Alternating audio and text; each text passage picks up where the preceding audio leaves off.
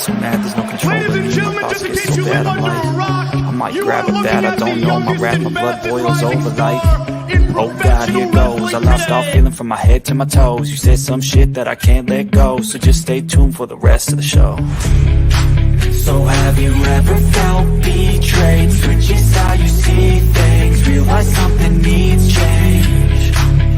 Cause I know you got me fucked up. Let me show you what's up. Cause enough is enough. I'll take a face full of pavement just to make a statement. I know there's no turning back. Oh God, adrenaline wasted. So mad I can taste it. I know there's no turning back. I'll do what it takes, I ain't making mistakes like that. I'll bleed on your face to make you go take it back. I'll lose my shit, I go crazy when I'm mad. And now you gon' wish you had such a fucked up real bad. Shut up. Ladies and gentlemen, boys and girls, children of all ages, BX Sport Jedi Network Heel the Ring podcast bring to you the most electrifying, satisfying wrestling podcast of the world. We have the Diff Man, Adam, the Heel, the Jedi. We are the Heel of the Ring podcast. To the hate host, Adam, the Diff Man. It's Thursday night, and you know what that means. I'll get it right. It's time once again. That was my JR impersonation. I'll get it right. For the Heel of the Ring podcast. What's up, Heel? What's up, Kev? How you guys doing tonight? Fantastic. Yeah, I'm doing great, and I can't wait to dig into this show because we already know there's something to talk about. Let's just say that. All right. Well, what do you say, Kev, before we waste any more time? I mean, there's one segment I think that everybody wants us to talk about more than any other segment on the show, but we'll get there. Yeah, make them wait. Yeah. We're gonna have to wait, Marks. But let's just say I think we can kind of all agree that there was one segment that was above and beyond the other segments that really it kind of stood out. What do you boys think? Oh, it more than stood out. It stole the whole entire week, and it's probably going to go down as one of the best promos probably in wrestling history.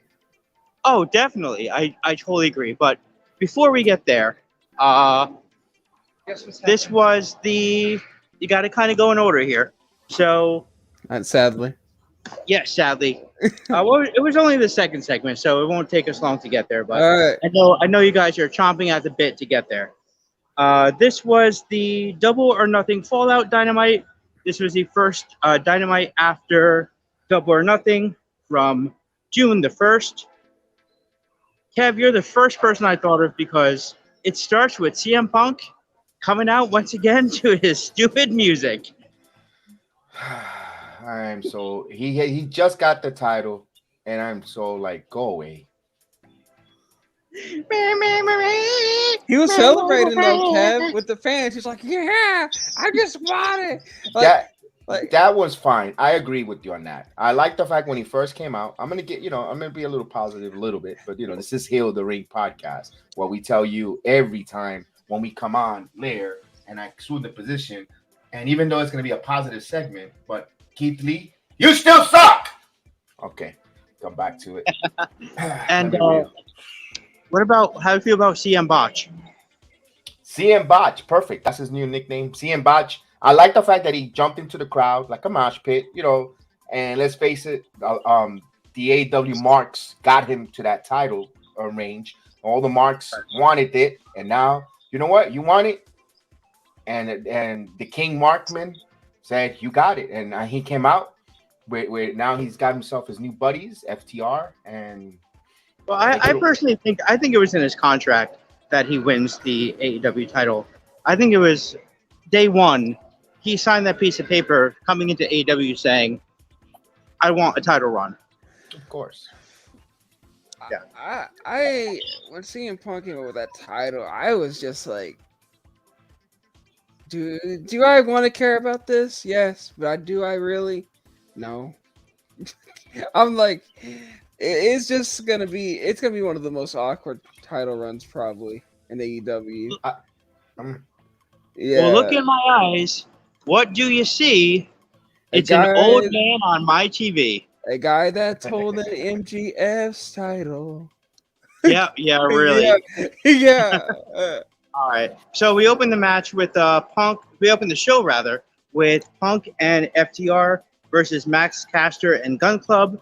Max Caster comes out with a little rhyme where he mentions Amber Heard and the win that Johnny Depp had over Amber Heard in court earlier in the week. And also, I forget his name, the injured member of the Acclaimed. I don't know the other guy's name. The guy that was in the wheelchair. He did a little rap as well, calling them the Ass Boys, a reference to none other than Danhausen. And what do you guys think of this match overall? I guess I'll go first. Yeah, go ahead. Honestly, I was just like, all right, I get it. It's so, you can kind of just get a cheap pop for CM Punk and probably the Revival too. And of course, CM Punk and his crew get the win. And I was just like, it's whatever. But, what are your thoughts on the match, Kev? But we'll talk about the ending. Yeah. Well, let me interject here. I thought the opener was very energetic. First and foremost, as much as I was a little bit down. I don't like CM Botch and all the other whatever situation, but you got to give credit where credit's due. The match was very energetic. It had the opening spotlight. You saw, we all know it's going to be a squash, feel good. Hey, look at these, type of deal with these guys. They got the, CM Punk is being portrayed here as a champion, and of course we got the coattail guys and FR, which I digress. But all in all, I like the fact that Cole and Austin Gunn, both of them, they showed, and all three members of this, we knew they were going to lose, but they showed a lot of athleticism in the ring, chemistry. They actually, to be honest with you, they to me got more over with their athleticism and their wrestling skills, and the Ass Boys aren't that long in the they don't have, there's not seasoned. They're still learning, but they looked at much better than CM Botch. He can't even stop doing the freaking lariat over the ropes no more. You can't do it. Stop it. Yeah, and also I want to put this in there. CM Punk literally is cutting these John Cena like promos, and he cut another one tonight where he was talking about how it was great to be in front of fans. I'm gonna be a heel. I'm gonna be a heel. And he was like, and he was also, and I'm not gonna spoil who he called out, but he was like, I'll take down anyone who comes to face me. Yeah. Who's in the bag? Right. Yeah. Heel. I'm gonna be a heel here. When you had your opportunity to bring these points, now take a seat, my friend. Wow. Yeah. What do you mean take a seat? Wait your turn. It's the Heel the Ring podcast. You got to be heels here. Whatever. Go ahead. Yeah, he got stumped. I didn't get stumped. When Kev's hand goes up, your mouth goes shut. Put your hand up, Kev. I didn't that's get right. stumped. Let me see your hand. You want to see the hand? All right, here. All right. So we do it's a little not bit called of being stumped. It's called I don't care, and this is my show, and I'll say what I want. Rather, I have a fancy little interject like you did, or rather I don't. Now go ahead. All right. So we talk about botches here. CM Punk's got to stop with these moves. I mean, we'll see a little bit. As a matter of fact, I can't wait no more. I got to play it. I hope I get the right clip. Wrong one.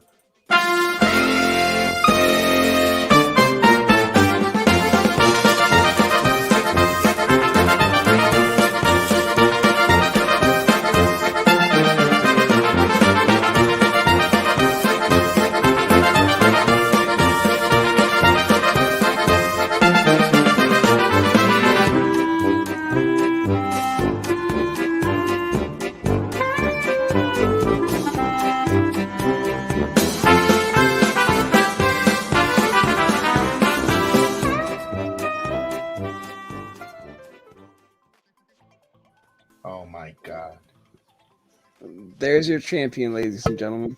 There it is. You finally said something we could agree. Yeah. I have to say though, the first time Punk was in the ring, the first time he tagged in, I thought to myself, "Hey, this isn't so bad. He can kind of do some stuff here." And then all of a sudden, he gets tagged in the hot tag. I think it was one of the members of FTR. I think it was Dax.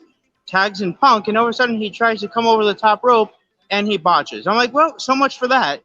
I thought maybe Punk was going to show me something here and show me that he can still go, but no, apparently not. He's still CM Botch. So I'm going to do my gimmick right now, which is a spin-off of Kev's gimmick, which is CM Botch, you suck. I love it. I love it. I love it. I love it. I love it. I love it. I love it. And we do that here on the heel of the ring. That's right. There it is. Fucking Mark with Tony Khan. Is there anything else you guys? He is a mark, though. Like I said, he hyped up CM Punk so much. This is a guy who on Friday nights, I got all the ratings and deserves to be champion. I'm like, what about all the young talent and everything? Why are you giving all the credit to CM Punk? But anyway, we'll get there. This is the guy, ladies and gentlemen. This is your champion. Oh man, you know, I'm so tired of him. I'm already tired of Punk just being a babyface and sucking up to the crowd. Can we talk about the Punk promo after the match? Yeah, let's go for it. We're in your hands. You're navigating the ship, Captain. All right. So I mean, he already kind of touched on it a little bit, but it was a very Cena-esque promo. And to quote Punk from a few years ago, he's kind of become everything that he hates.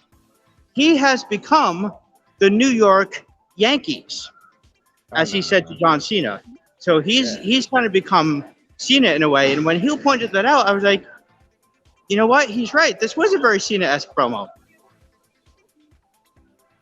You know, I don't care what you guys say about me. You could boo me. You could cheer me. I don't care, basically. He became what he was criticizing, calling Dwayne. He said Dwayne. He said Dwayne, Hogan. He said Cena, Vince McMahon's ass kissers. He is got his lips. If they were Vince McMahon's ass kissers, he's got his tongue so up of Tony Khan's rectal. Huh. Yeah, he's got hairs growing, tickling his esophagus. Oh, totally. It is brown. It is all different colors. I can't tell you how many different colors. Well, depending on what Tony Khan ate that day, I guess. Probably curry. But is there anything else you guys want to say about this, or can we move on to what stole the show? Let's talk about the ending to that match. Remember, CM Punk said, "Bring him on out," and then, ironically, it's the Ace, Hiroshi Tanahashi, and I'm just like, no, wrong Cena. That was my reaction. I'm like, that's not the dream match. I mean, this would have been cool, like in 2012 or 13 even. But no, wrong Cena, Tanahashi. Like, I can imagine how that phone call went, for Tanahashi. Because, like, he's probably more than likely going to lose. Because like, he signals it's for the title. Yeah. So if it is for the title, he's going to lose. Let's just... Oh, definitely. I definitely think that Punk is going to lose this match for sure. No. I think Tanahashi's going to lose. Because Tanahashi's like, it's for the title. So, and I doubt they're going to let someone from New Japan, be champion. So I can imagine how that conversation went. Tanahashi get the call from New Japan. Fans are like, hey, can you go to the States to face CM Punk? Oh, by the way, you're going to have to take the fall. And Tanahashi's like, nah, man. I'm like the John Cena New Japan. I don't deserve that treatment. We'll give you an extra raise. Okay, fine. I'll do it. Yeah, right. Yeah. Well, I mean, if Punk goes over this match, who knows? He might have a New Japan guy go over in another big match. Yeah. As a friend of mine pointed out, they might do Okada versus somebody who is the NJPW champion, and they might have Okada go over that person, whether it be Hangman or Danielson or somebody else. So, but I mean, Yeah. I was happy to see Tana though. I mean, Punk versus Tana. That's even though the outcome is pretty obvious. I think it's still gonna be a very fun match. Yeah, it's a dream match, but you know, it's a bit of like out overdue one. I'll say that. Listen, it did this the porno pay per view Forbidden Door that's coming up in a couple weeks. They're gonna have it's not gonna be AEW saying who's gonna win and put over. They have to collaborate with New Japan Wrestling. Now, Right. remember in New Japan in that style of New Japan Wrestling, I'm not a fan of it. I'm gonna be totally honest. But I like it. what I educate myself and know myself about what I'm talking about here a little bit, I'm gonna be totally transparent. Was certain wrestlers cannot lose to certain other wrestlers and go back to New Japan. They lose that flair. They lose that momentum. Okada, I think, is going to wrestle Hangman Page, and I think Okada will win over Hangman Page. This is my. So in this match, you're going to see CM Punk win. He just won the world title. Plus, Tony Khan has faxation, and granted, totally different from WWE when a wrestler's in their hometown or when they wrestle on their birthdays and they always get the win. And it's opposite to the WWE. Even if you're in your hometown, even if it's your birthday, for some reason they lose.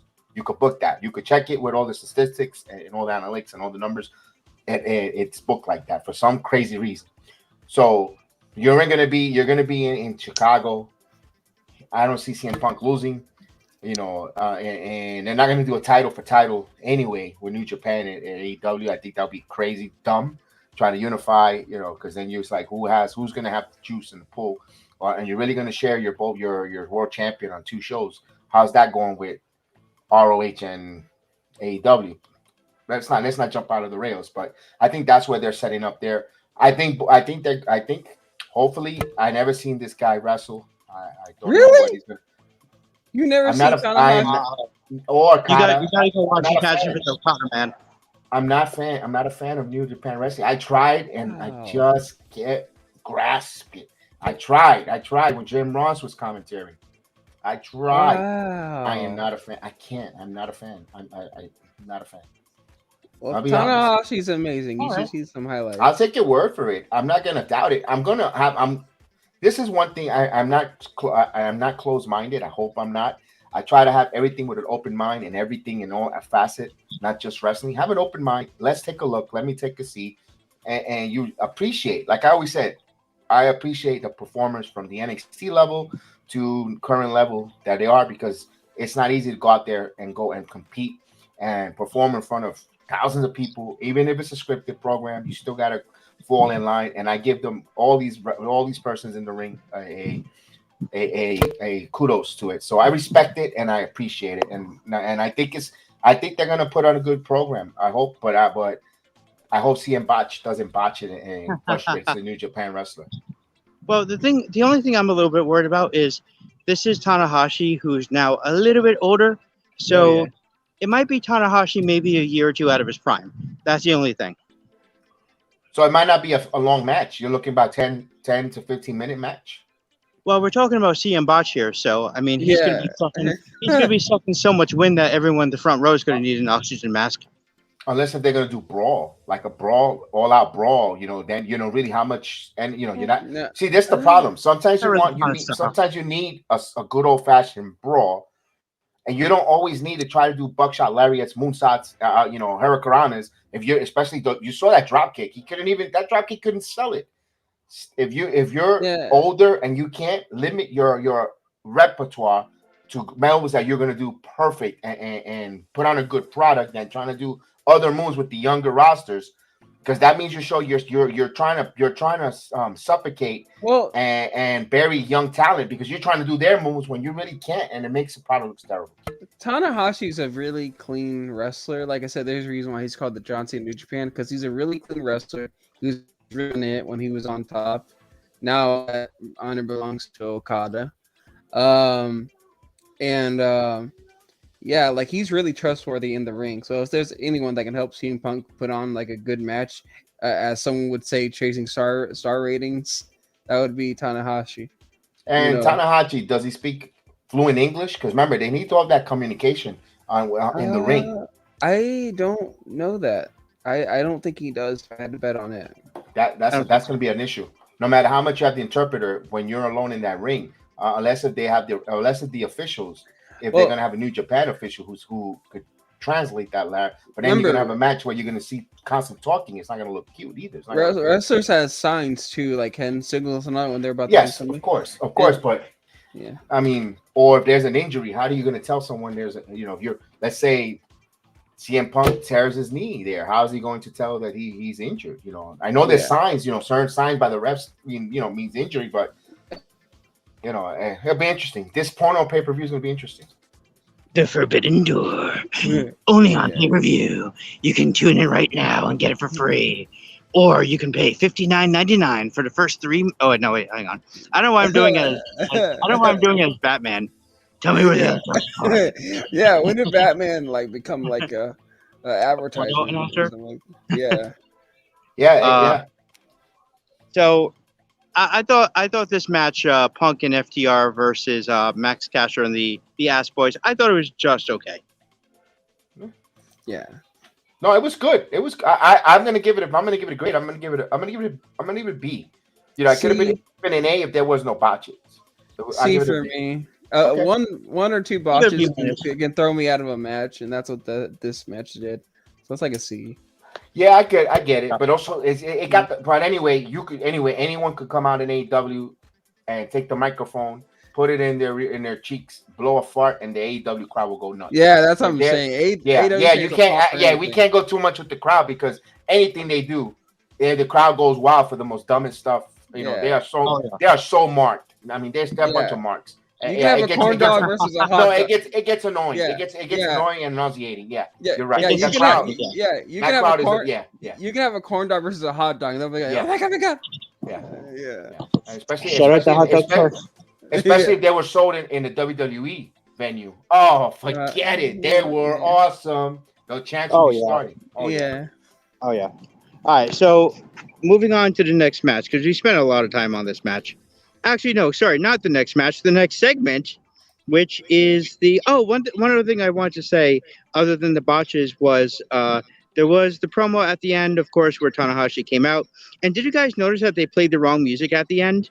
That one of the members of FTR got the pin, and they played CM Punk's music.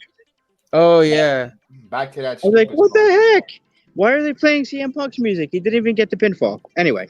Yeah, that was kind of awkward because if they were trying to end it with knowing that it was going to be CM Punk versus Tanahashi at Forbidden Door, then shouldn't they have played Tanahashi's music?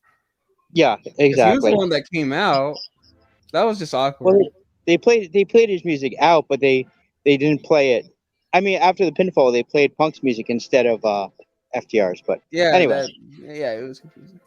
On to the real main event of the evening, which was the Maxwell Jacob Friedman. He's now just Max Friedman, I guess. Yeah. I'll let you guys. I've been waiting a long time to talk about this, but I'll let you guys go first. No. You can set it up, Adam. You can set it up if you want. Well, Max Friedman. He comes out as MJF, but he says that this is Max Friedman talking now, and. Oh, man. I mean, you already said what I was thinking, which is basically that this is promo of the year. At least promo of the year. This was, to me, a perfect promo. It had shoot element. I love that.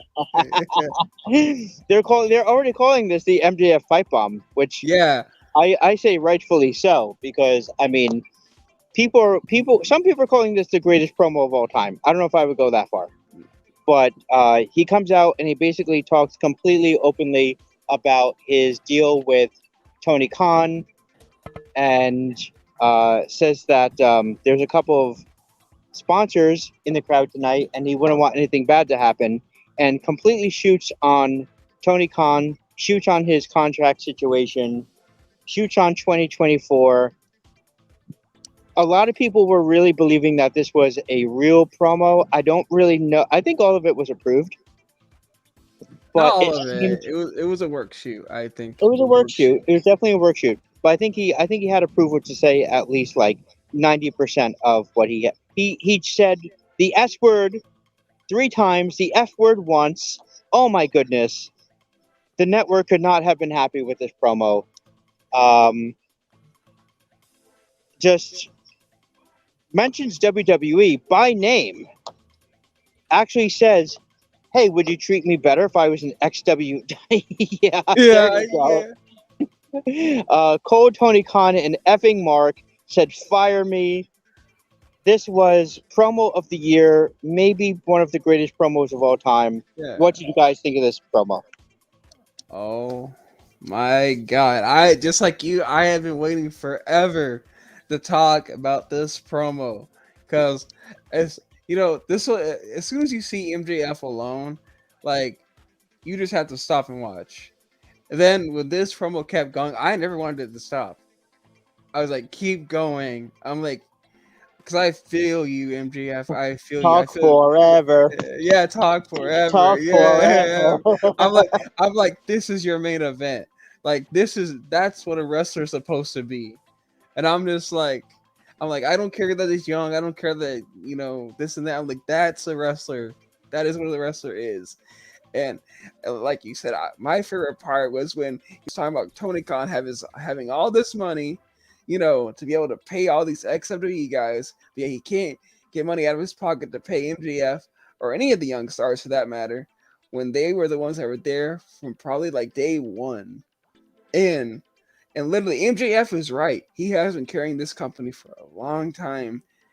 Because let's be honest, I wouldn't say. I'm sorry. I didn't mean to cut you off. But I totally will. I wouldn't say he's been carrying the whole company though.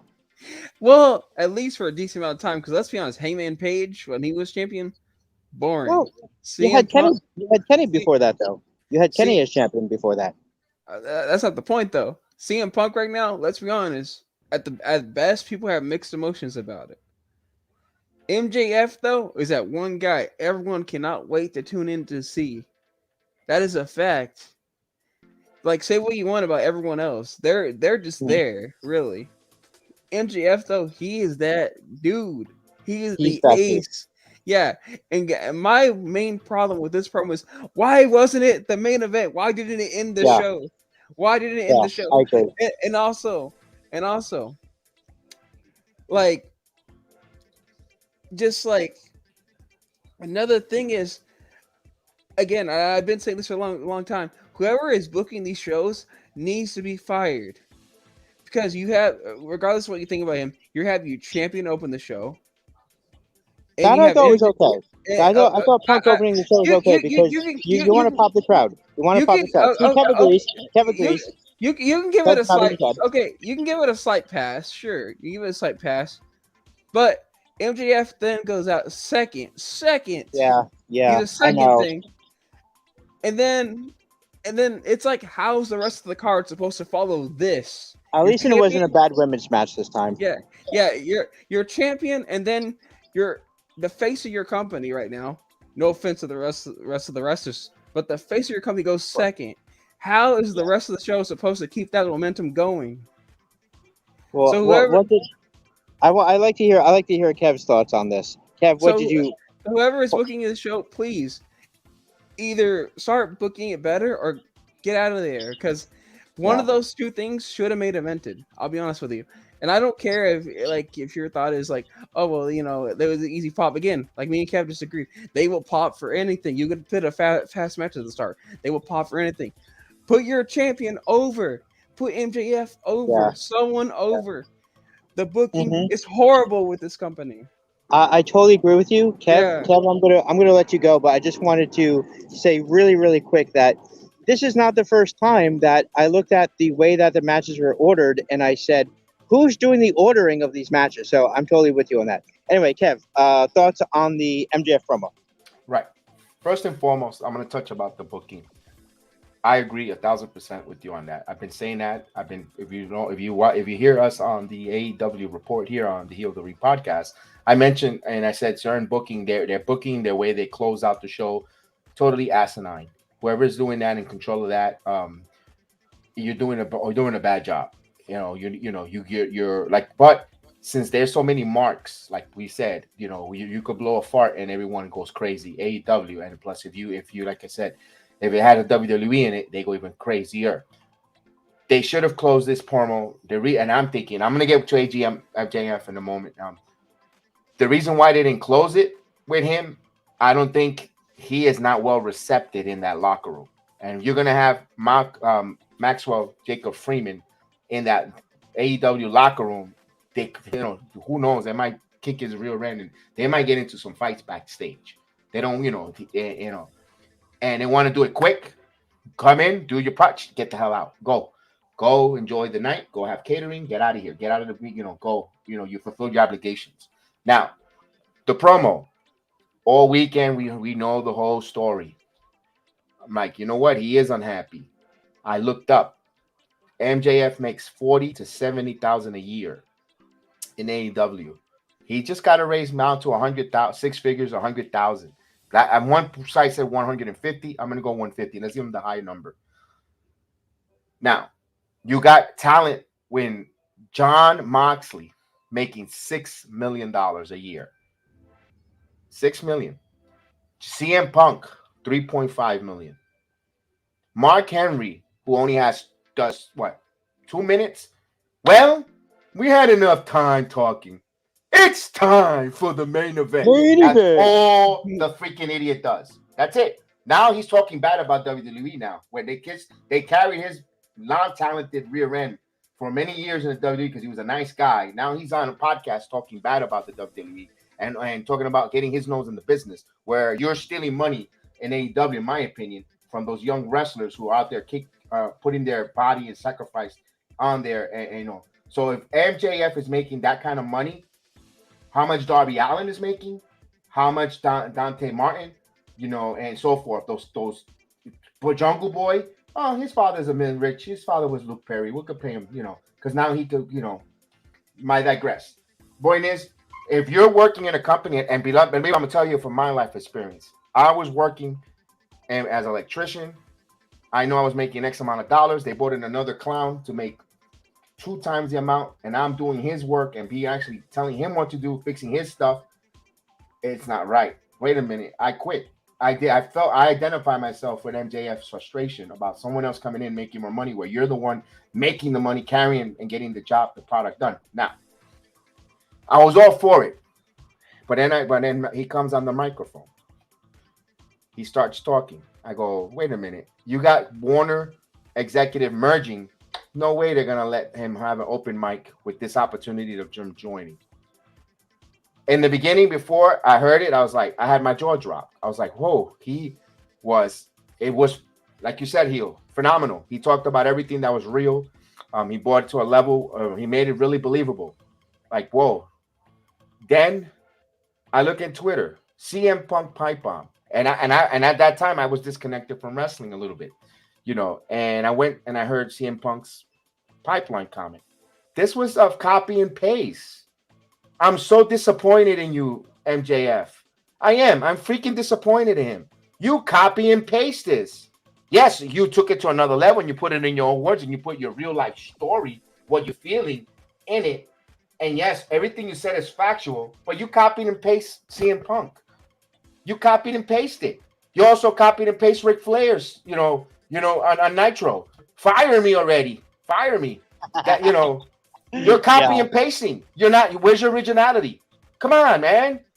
The night that happened, I said to Heel that he was possessed by the spirit of Ric Flair. And he's not even dead. I said he was possessed by the spirit of Ric Flair, and then he's not even dead. You're like, he's not even dead. And by the way, at the ending of this promo, CM Punk came out, and he tried to calm him down or something like that.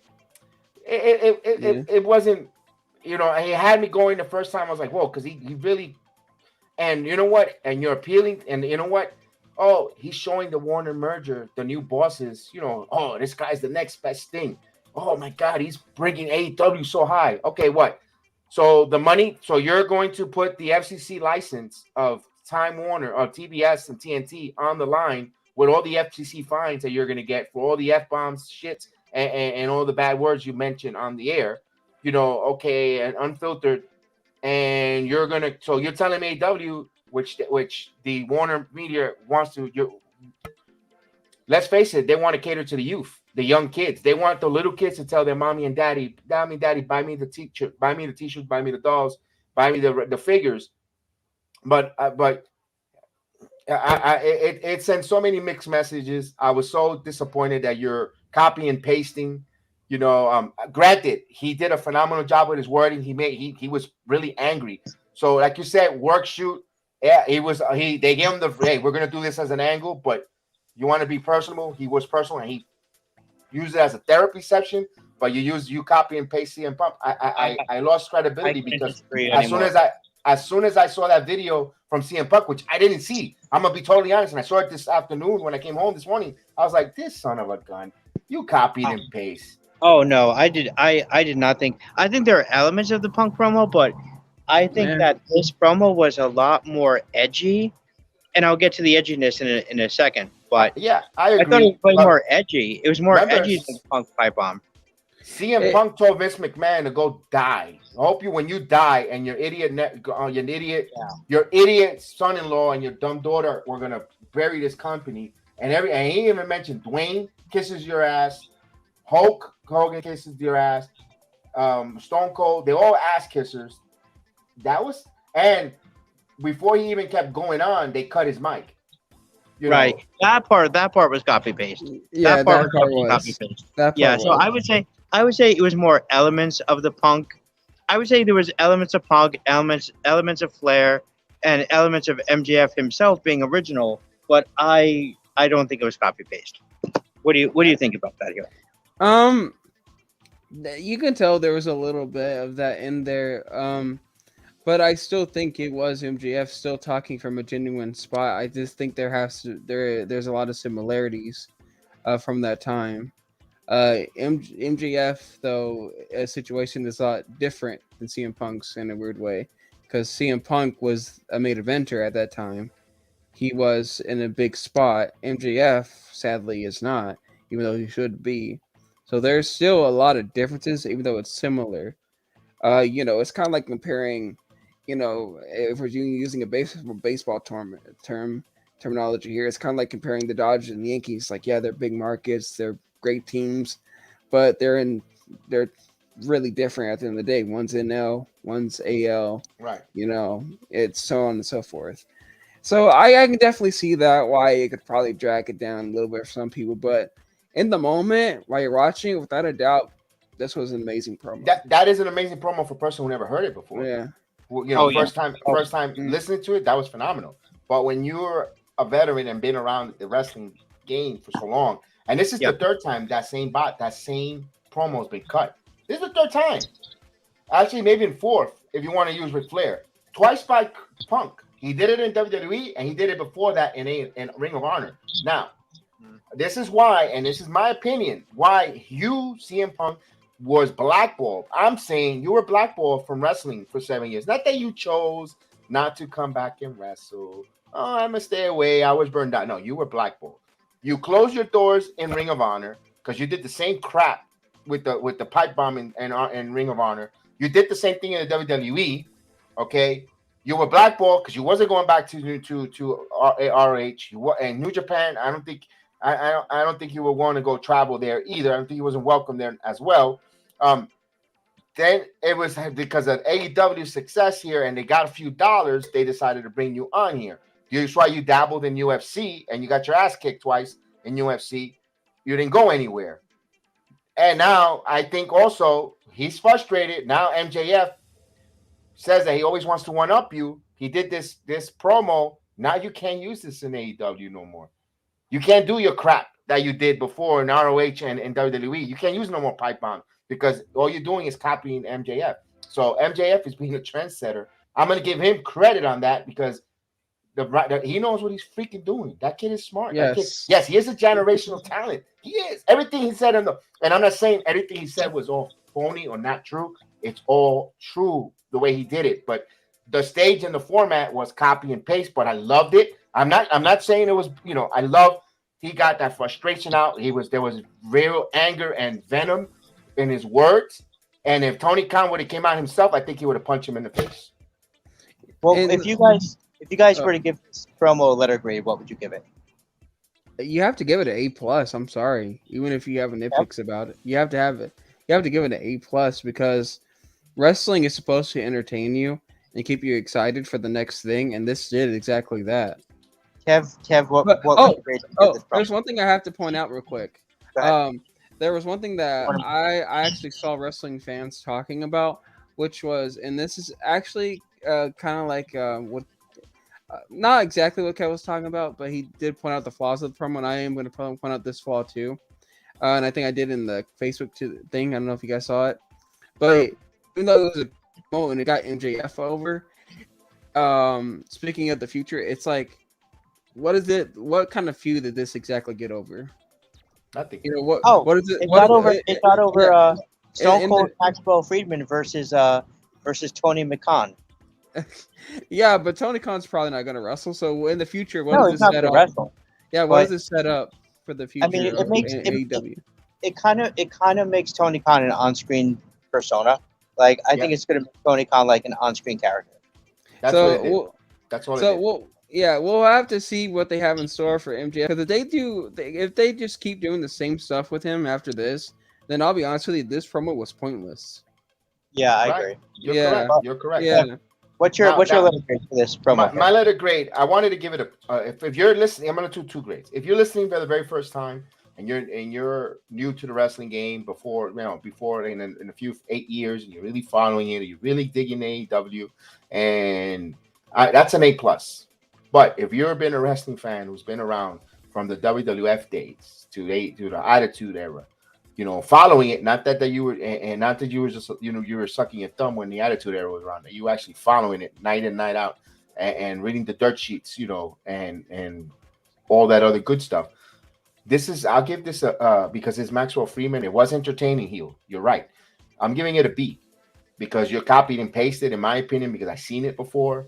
But you got a lot off there. And like you said, what did you create here? You didn't create a new feud.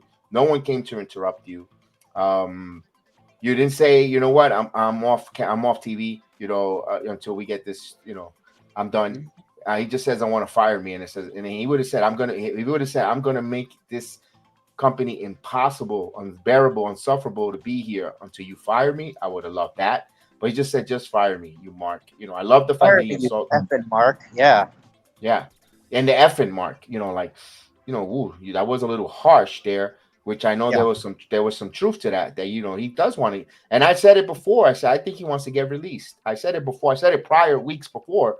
I said, I think MJF really wants to get released. I think he wants to get released by the summer, and to be in time maybe for one of the stadium shows in SummerSlam or even Survivor Series Royal Rumble, that kind of deal there. Take some time off and go over creative to see what kind of character he's going to be. Although and all the reports, WWE is interested in him, but all in all with this here, let's see, like we said, just finished mentioning, let's see what they're going to do next year. Let me ask you a question. Who's more over after today between these two guys, Warlow or MJF right now? MJF. Definitely It's not even a question. I'll be honest with you. After their match at Double or Nothing, Warlow's kind of like, he's still getting pops and like that. Which again, we all know that he's gonna. Well, we're gonna mention him soon. Warlow's back to just being like, okay, what's he gonna do next? Correct. And he's Wardberg.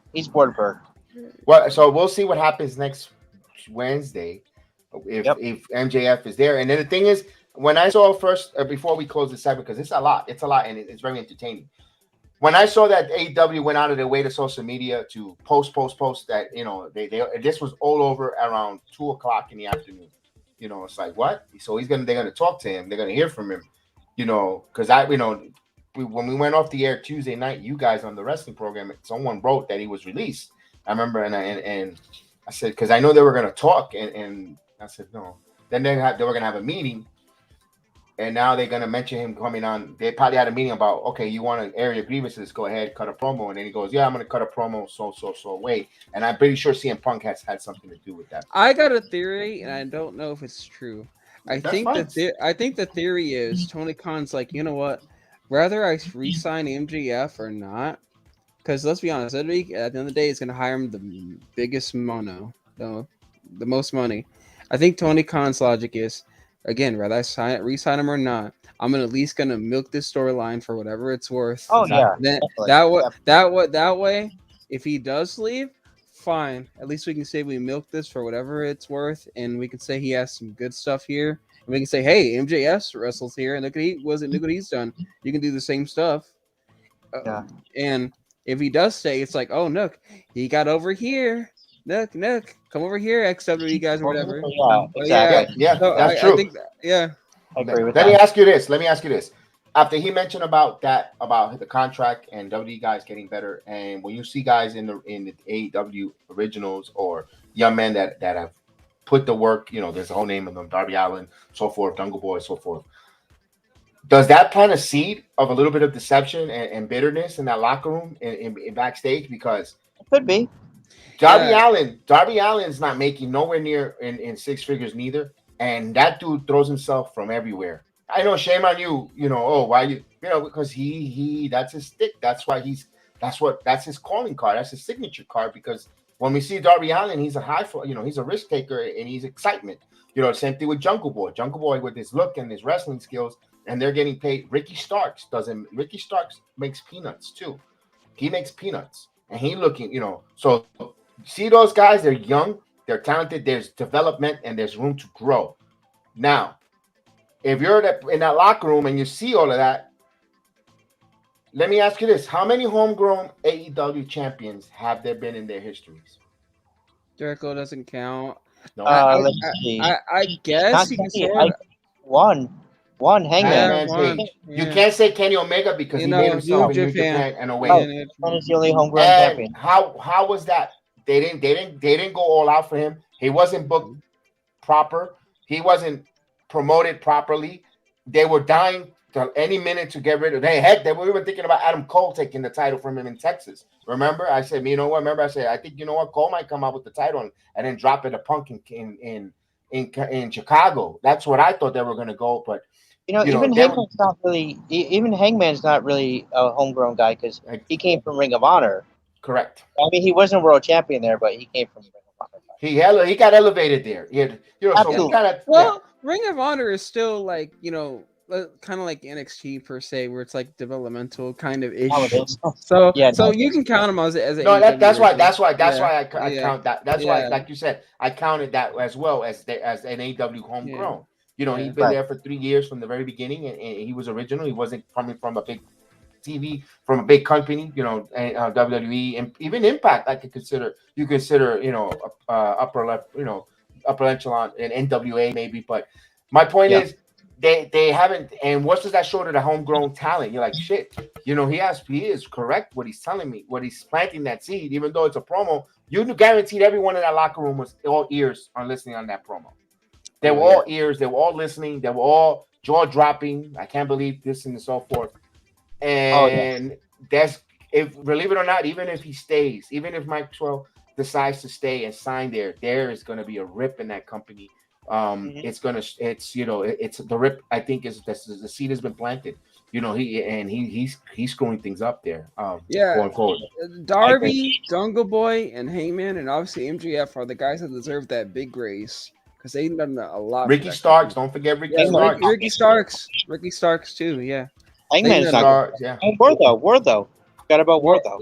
Well, Wardlow, he's just getting over it, thanks to MJF. We'll see how. Also, Wardlow's another one. You have although Jay Cardio has been signed to a big contract, and that's another thing. You got an unproven wrestler. Well, she's got the look though. She got the it factor, but she's making more than some of these male wrestlers there. There's nothing wrong with that. Women should get, if they perform, they should receive it. But these guys have been there night in, night out, building this program, and it's All Elite Wrestling organization for the last 3 years. Britt Baker, I respect a lot of Britt Baker. She's phenomenal, and I think there's gonna be a division in there. You know, no matter what they do. Oh, yeah. yeah. WWE So guys this, versus AEW guys, pretty much. Yeah. XW guys versus AEW originals, pretty much. So this promo ended with MJF getting cut off and throwing his mic down after calling Tony Khan a effing mark and saying, "Fire me, you effing mark." Yep, there it is. Yeah. Effing mark wrestling. Then after we come back from commercial, instead of getting a recap of what just happened or even the announcers acknowledging what happened, we get a recap of Punk Tanahashi instead. And we get a recap of Punk challenging for Forbidden Door and Tanahashi coming out, and absolutely no mention of what happened in the segment before with MJF. No mention of it whatsoever. Do you guys think that they dropped the ball with this? I think that they did. They And did. Jim Ross could have at least said, "We apologize for what MJF said. We apologize for his words. They do not reflect the views and opinions of AEW," and like really put it over as a shoot. Yeah. I don't care if that promo was more work, more shoot, or whatever. I don't care. That's flat out disrespectful to your ace, so to speak, of AEW. The fact that you don't even show his work. They're like, let's say you're a new fan, and you're just like, oh, it's AEW's on, and you're just like, okay, I want to see if MJF came on today or something like that. And then you don't, and they're like, oh yeah, by the way, CM Punk and Tanahashi were talking earlier today. And you're like, what? What about MJF? Why are you talking about that? Kev, do you have any thoughts on that? Yeah. Listen, even though everyone, and I love those, you know. Oh, at least when WWE with Sasha and Naomi, they can mention it, even though they get mad and say, "Oh, Corey Graves said that they were unprofessional on the telecast. They're making fun out of them." You know, shut up. What are they supposed to do? Ignore it? See what I mean? For all you idiot marks of the wrestling idiot marks that complain and like MJF says, keyboard, Twitter idiots. You complain about Sasha and Naomi that the WWE announcers mentioned them and mentioned about them leaving, being unprofessional and leaving. You cried and you bitched for almost 3 weeks here. That's all y'all talked about. And then they mentioned it on SmackDown too. And Pat McAfee put her face like, stop it. Because now you're complaining that Jim Ross, Excalibur, and Tony Schiavone says nothing, and you're complaining that you didn't say nothing and they ignored it. What is it? Are you going to scream when they stick it to you or when they pull it out? Make up your mind. Yeah. Well, it depends on if there's a Forbidden Door or not. But anyway. Yeah. So far, that Forbidden Door is looking, I guess, okay. It's looking about a good 5 inches. Oh, $59.99. Get your parents' permission. All right. So then after that, we have Johnny Elite coming out, and this is going to be his open challenge. Oh. And we get the return of Miro, God's favorite champion, my favorite Bulgarian. And he comes out and, you know what? I'm just going to give away the ending right now. Of course. They job Johnny Elite to Miro. Now, I understand it's Miro's first match back, but Johnny Elite is now 0-2 in AEW. I know that he was in the Owen Cup, but now he's 0-2, and I think that he should maybe change his name to Owen, so he can be 0-1, 0-2, 0-3 every time he wrestles. He can change his name, since he changed his name every time he goes to a new company anyway. I thought this was a pretty decent match, but what did you guys think? The booking was stupid. I'm like, you hype up Johnny Elite. Guys, Johnny Elite has signed with AEW, you know, yeah. All right. They claimed him. They haven't said he's all elite. They haven't claimed him. He went from being the Joker to the joke. He was the Joker in the tournament, now he's the joke. Yeah, they signed. They said right there in the picture he signed a contract. But anyway, then Miro comes out, and I'm like, oh, this should be a good match. I mean, granted, the WWE guy versus WWE, but either way, it should be at least a solid match, right? Right? No. Botches, and then on top of that, Miro's like, "Nah, come here, you punk. I'm gonna show you what it's all about. And he's like, eh. And then Johnny Elite just taps. And they put Miro over. They put Miro over Johnny Elite.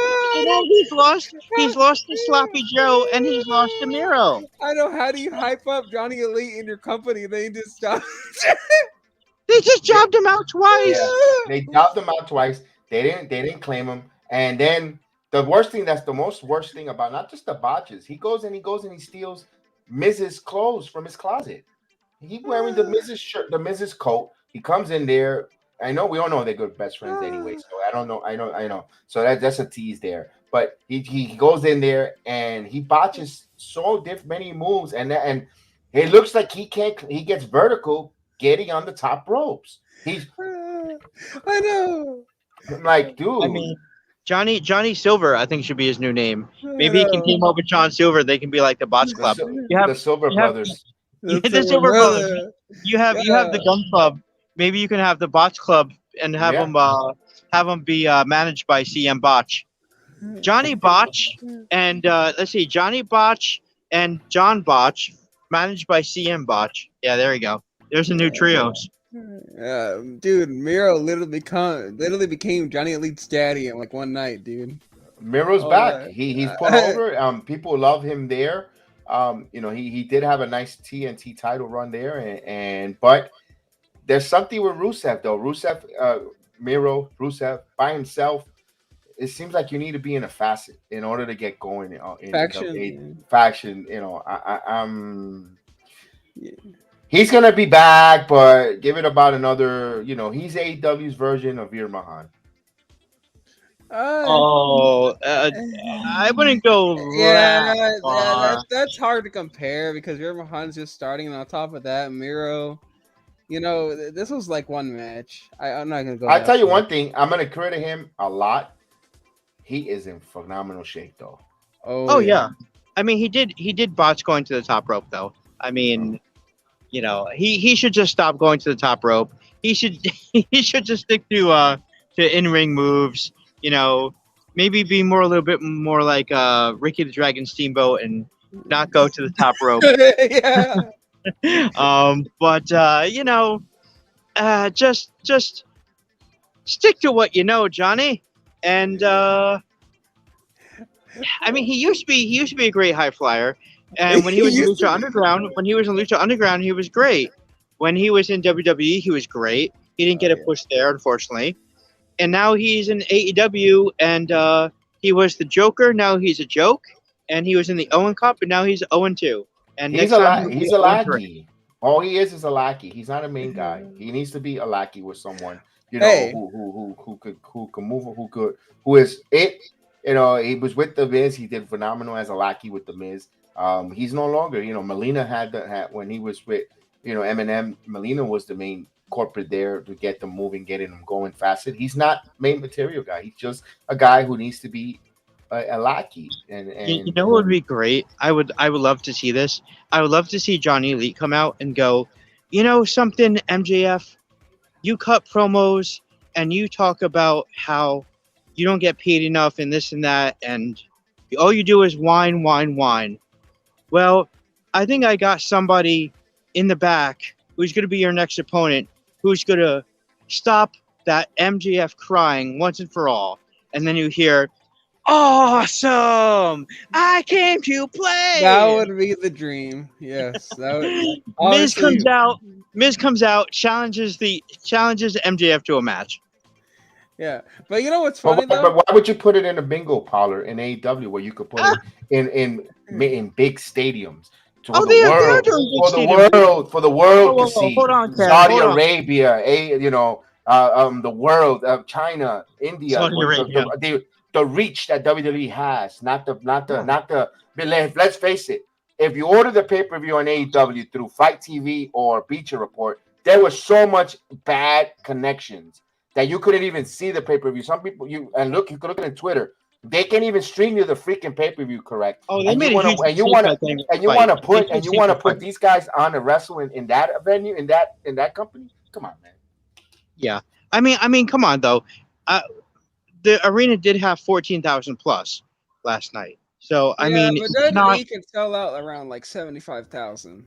Easy. I mean, Yeah, yeah. they used to. Now, I don't know if they. I don't know if they can Have now. you No, In they the seen, have you can. seen the COVID. cash? Have you They seen the still cash? can. And I know you're gonna tell me about the Money in the Bank, but have you seen the Clash of the Castles? They're surpassing Pontiac Citadel numbers. Yeah, Yeah. dude, even a normal Raw can get like around 30-40K. Like, In Yeah. the pre-COVID era, they're not No, pulling those in now. well, did you see the AT&T numbers in WrestleMania? 2 nights they were big. That's WrestleMania, though. You can't it, compare do- it to. it doesn't matter. They still more bigger reach than AEW can ever dream of. Well, Exactly. Yeah. because AEW is like not even 2 years. They're barely 2 years old. They're sorry, barely 3 years old. They're barely 3 years old. So, I mean, But WWE. you can't they're pick also and choose big. when they're small and when they're going to be big. You can't pick Yeah. and choose that. Either And you I'll- got these stars and they're Fine. here, and you can't pick and choose. When it comes to Yeah. attendance and Well, reach. And They're I'll be honest they're with you, babies. why would the Miz degrade himself to go to AEW when he's already a megastar? Yeah, you come to my playground. Yeah. And the biggest wrestling company right now in the world. MJF, like Kevin just said, is gonna have to go to his playground Well, if look he wants at- to play. It doesn't mean. Yeah, Okay. if MJF is gonna have to go to his playground if he wants to play with the real big boys. If you know what I mean. But doesn't mean that AEW Yeah. can't get to that if everything goes well. If they're Yeah. smart and they're showing that they can't handle it. But if they could and they turn things around and they can handle it and develop and take it where they think they could take without jumping the steps, maybe one day, we'll probably be saying, you know what, damn, I remember when. That's totally what I'm saying is that. Well, first I wanted to say to that point, again, AEW is still in their infancy stage, so they're going to eventually grow up and be in their toddler stage, and then be in their adolescent stage, and so on and so forth. But they're infants right now, so they're babies. So But so they gotta give it. stop. Yeah, They but gotta stop WrestleMania. pulling on Superman's cape because Superman's punching them in their mouth and they're gonna get all Oh, their yeah. teeth knocked out. Yeah, And- and even a Royal Rumble, by the way, is so popular that I've seen people that do interviews that fly from like Australia, Canada, whatever, just to watch the Rumble. So imagine WrestleMania. There are people that come in literally from the Middle East. Oh Like, yeah. They come from But everywhere. again, Yeah. like WrestleMania. WrestleMania has been established for over 30 years. Yeah, but still though, yeah. Yeah, but they have Yeah. that. They in SummerSlam. You'll see you'll see their attendance. And I'm not saying AEW cannot draw. Of course, they took the porno pay-per-view sold out in minutes. Yeah, Right. It's gonna take a lot of years for them to reach WWE status if they even last that long. That's the word you said. Yeah. If They have to stick around, and we'll see what happens with TNT and what's happening with the merger and their new president. Because Kev, like you said, not good news. But I think they'll get on another network. Even if TNT doesn't want them, they'll go on ESPN or some other network or Fox. I give a hot take. They'll probably resign back with TNT. I don't think they'll. I don't, because I saw a few things from Discovery, the Discovery, promoting with their Discovery Plus stuff and some the content there. I'm like, you know what? You're not really family oriented. You're not worrying about the kiddos. You're showing something else. And I don't want to get political or not even political, just moral stuff. I said, they're gonna stay. They're gonna keep the wrestling. They might say goodbye to Rampage. Yeah. I think, but so we'll see. I would like Rampage to get 2 hours, but anyway. But it does need it though. It does need it. I agree with you, my friend. Yeah, that's a hot take. But anyway, so Rusev crushes Johnny Elite and wins the match. Machka. Let's see. Then after that, we have a Double or Nothing recap, followed up by a Jericho Appreciation Society promo, which was interrupted by Kingston, who comes out and says that he wants blood and guts. Ortiz attacks Jericho and cuts Jericho's hair. And it looks like we're getting Jericho versus Ortiz, hair versus hair, in addition to blood and guts. What did you guys think of this promo? You know what? I thought the feud was over. They kept the feud going on. At first, when I first saw it, I'm gonna tell you, like, damn, this is them got too many wrestlers, and they're just gonna keep with these 10-man, throwing them all. Okay, go out there. But no, you know what? It was well done. You know, we know that Jericho's he looks like he's gonna get a new look. You know, to him, you know, I'm not saying he's gonna go bald, but like he's gonna get a haircut. He's gonna get because he is going bald in the top of the head. You know, definitely. He's balding. You could tell. So what a way of doing it, and also get Ortiz over. You know, was it Ortiz or was it Santana that won a championship belt in another wrestling organization over the They weekend? both did that. Oh, over the weekend. That I'm not sure about. I think one of them has a singles world title. They congratulations. I'm not too sure which one is it. But back to this here. I thought it was fine. I thought it was good. It's set, and also like we always said, what did it lead to? We saw MJF's promo. What did it lead to? This is leading to now another pay-per-view. So the month of June is going to be busy. Phenomenally busy. You had Double or Nothing. You're gonna have the Forbidden Door pay-per-view, the Porno pay-per-view. Then you're gonna have Blood and Guts. They couldn't call it War Games because that belongs to NXT and WWE. But I like it. They're gonna set it up, and they're setting this facet up there. I thought it was good. It was entertaining. You know, despite the fact of the botches we saw from Johnny Elite. You know, you had another up with the MJF, Johnny Elite, and Rusev. And then you had this. You're like, okay, it started, and it wasn't totally wow, but it was entertaining. What are your thoughts here? Yeah, I mean, it was entertaining, but at this point of the show, like if this happened even during the Johnny Elite versus Miro match, it was kind of like after MJF, it was like, yeah, I feel bad for the rest of the card because again, nothing's gonna follow top that. Again, they wasted all their bullets before the show even ended, or even it was halfway done, and I mean, I guess the segment was what it was, and I don't know. Maybe I was too busy looking for something to top the MJF segment. I don't know, but I mean, it was good. I'll just let me ask you, Adam, or Heel. Did you remember? Was this at the 9:00 hour when this occurred? I think it was near it. I'm pretty sure it was near it. You know what and we were talking about coming back from the commercial break. What the announcers failed to do was for a moment ago or earlier in the card we had MJF, you know, blah blah blah, and they could have recapped it there, like you said. They didn't mention anything. Mm-hmm. At least Raw did it, you know, moments ago, you know, Right, so forth. right. They talk about it. They didn't talk about it. You know, Well, they also have to fill 3 hours, not 2. that's also true, but did you really need did you really need Keith Lee and Swerve Strickland's stupid promo about who he knows, who he has, who he's giving reach arounds to behind backstage? Yeah, bro, this is who I know. This is who I know, man. Oh, yeah. Look, I got a new jacket. Look at this jacket. Look at this guy. Right here. This guy made all the clothes Look for for it. everybody. And this guy, he was on the Lakers 30,000 years ago, and he played with Kareem Abdul-Jabbar. Here you go, Adam. Read. Look at my finger. Yeah. Look at my finger, Adam. Yeah, I see it. Yeah, man. My name is my name is Strickland, man. I'm gonna talk about myself. I wear my jacket, man. Well, look at me, being all entertaining, man. You entertaining? Oh, man. Don't get ahead of me though. We're gonna get there. I'll get it right. By the way, this promo I thought had one great line, and that was when Jericho said, "What kind of man burns another man?" Yeah, I thought that was when Jericho said, "What kind of man burns another man?" He was talking about Kingston trying to burn him. And he said, I know. I thought that was a good line. I thought it was a good line. It's a wizard. A wizard. Yeah, you're a wizard, Harry. You're a wizard, Chris. So then we see Slappy Joe getting attacked backstage. Another pointless. Yeah. I wrote here Cole commentary. I have no idea what that means. I don't know why Adam Cole was in commentary. Okay. Yeah, my mind went to Michael Cole. I don't know why. Michael Cole. I was like, Michael Cole. I had a stroke there for a second. I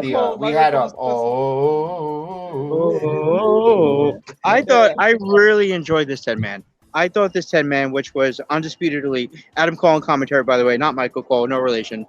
There it is. You see it right there on your screens, ladies and gentlemen. I'll get it right. The Undisputed Elite versus Jungle Boy, Luchasaurus, Matt Hardy, and Darby Allin. Jeff Hardy comes out. JR makes some kind of a comment about Jeff Hardy being Jim Ross, sorry, still having a stroke, makes a comment about Jeff Hardy being beat up from Sunday. I read report that Jeff Hardy has not been in good shape lately.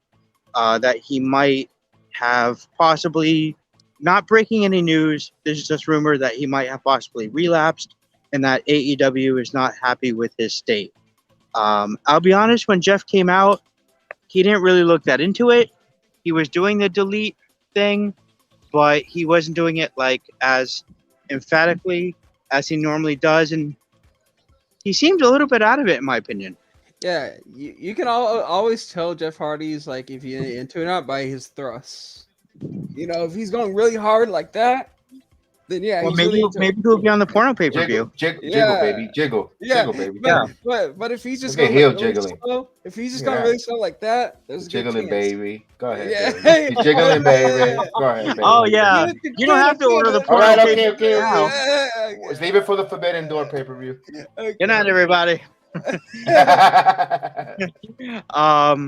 I thought this was a pretty good match. I thought this was probably, I'm gonna say it, match of the night. Oh, this 10-man.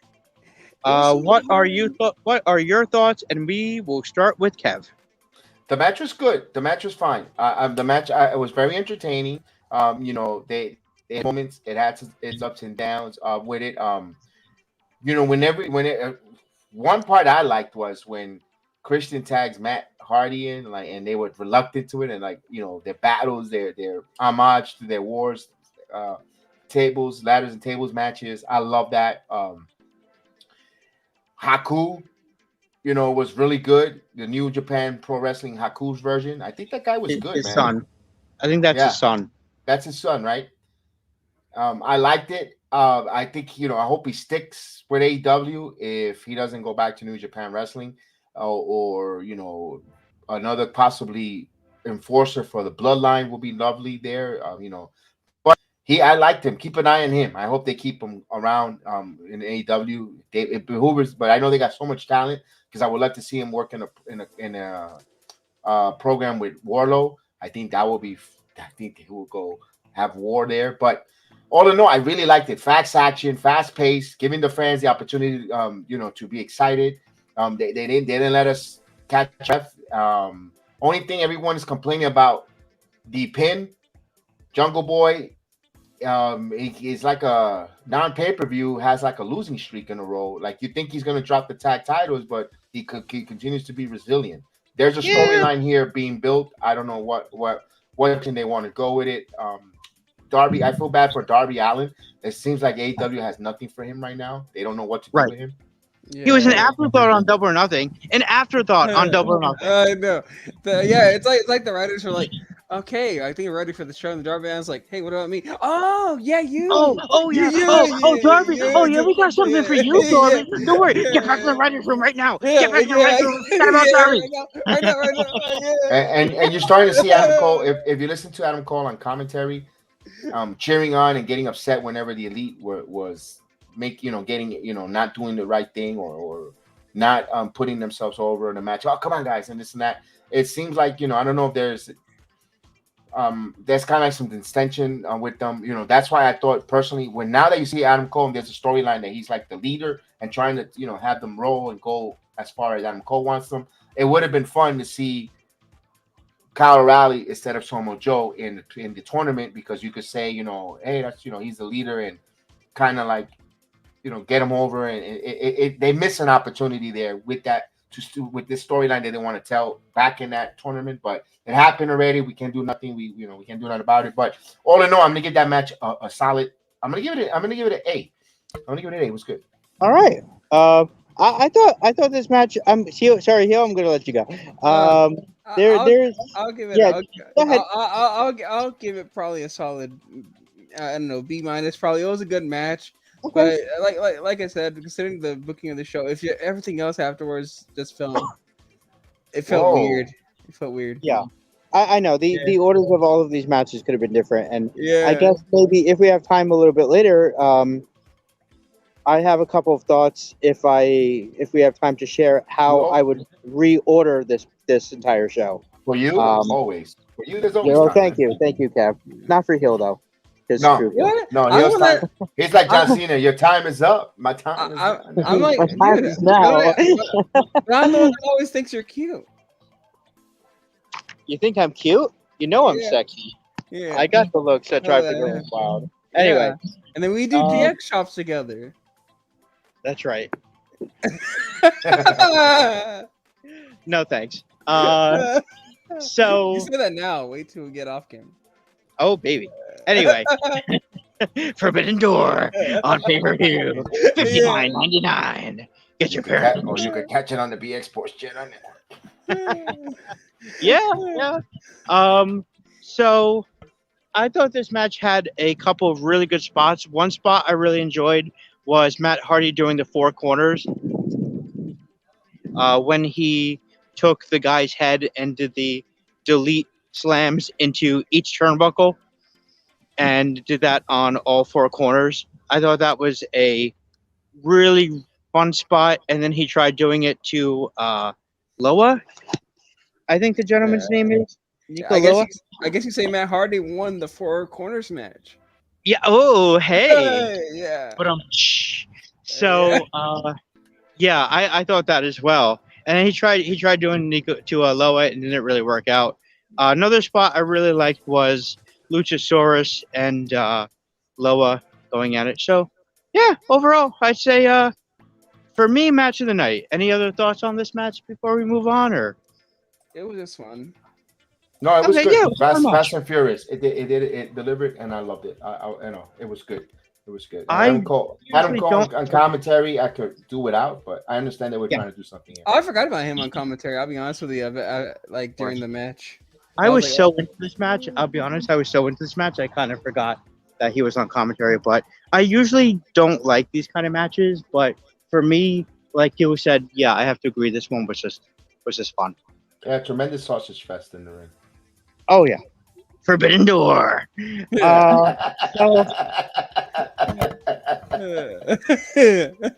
So, moving on, we have my favorite segment of the entire night. Really? Keith Lee and Oh. Shane Strickland backstage. I laugh every time I see Keith Lee now because I have to say it, but I don't want to say it because it's Kev's gimmick. So, Kev, Oh, yeah, before I do my, I forgot to share the pictures of the 10-person match. oh, there it is. Yeah. Okay, here we go. I saw that segment. I said, "Oh, here's the segment," and of course, I always assume the position, and I look here and I wait.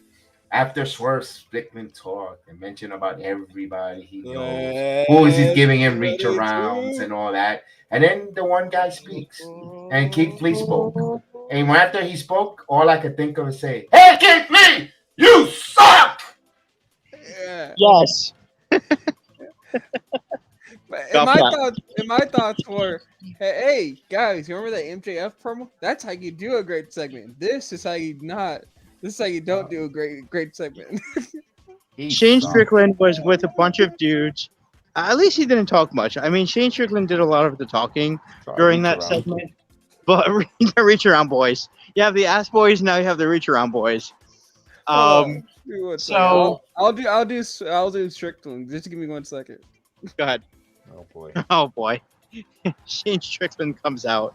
Not comes out rather, but is on camera talking about how he's with all his friends and this guy did this and this guy did this and now this guy's going to present me with a new jacket.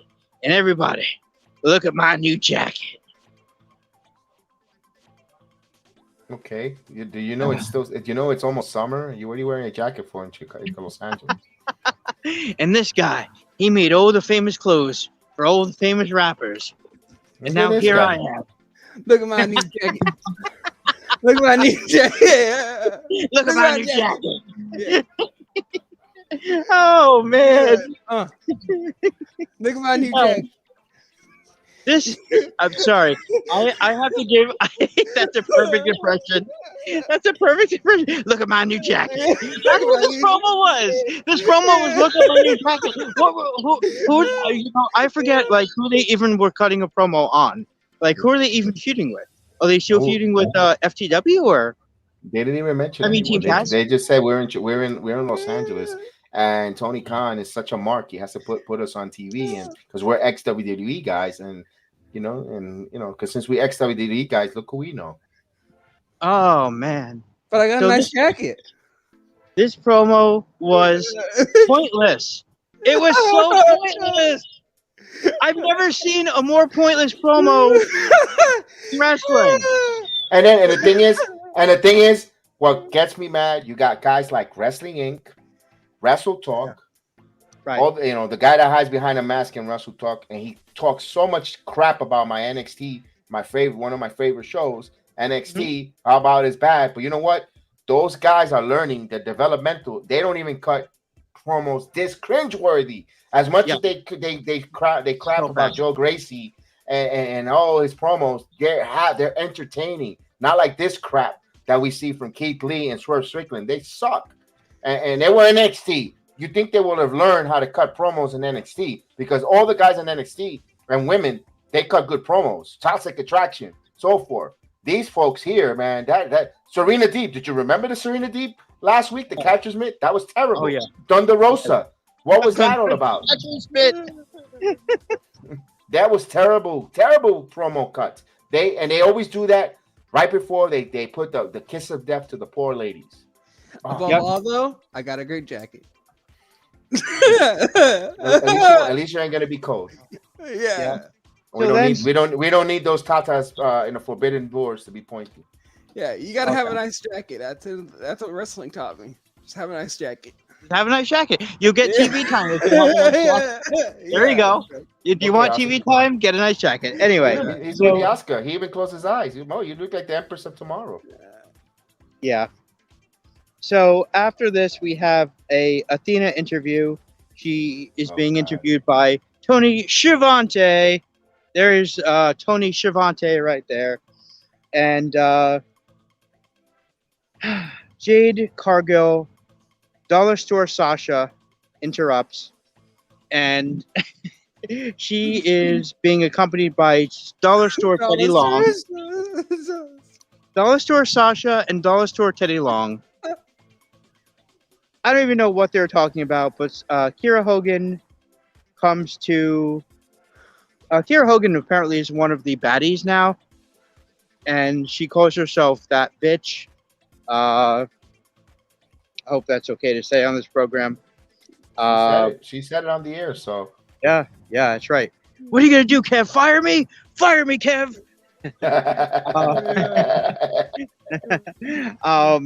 So Kiera Hogan is one of the baddies, and she gets up in Dollar Store Sasha's face.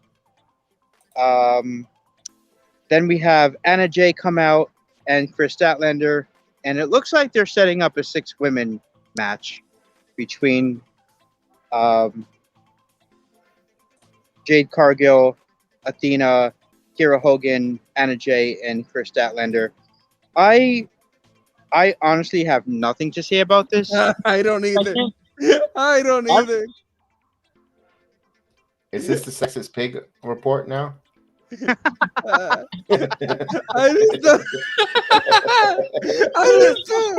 don't know what to say. It was just a bad segment. It was just a bad segment. I do got something to say, though, right? Of course. Okay, go ahead.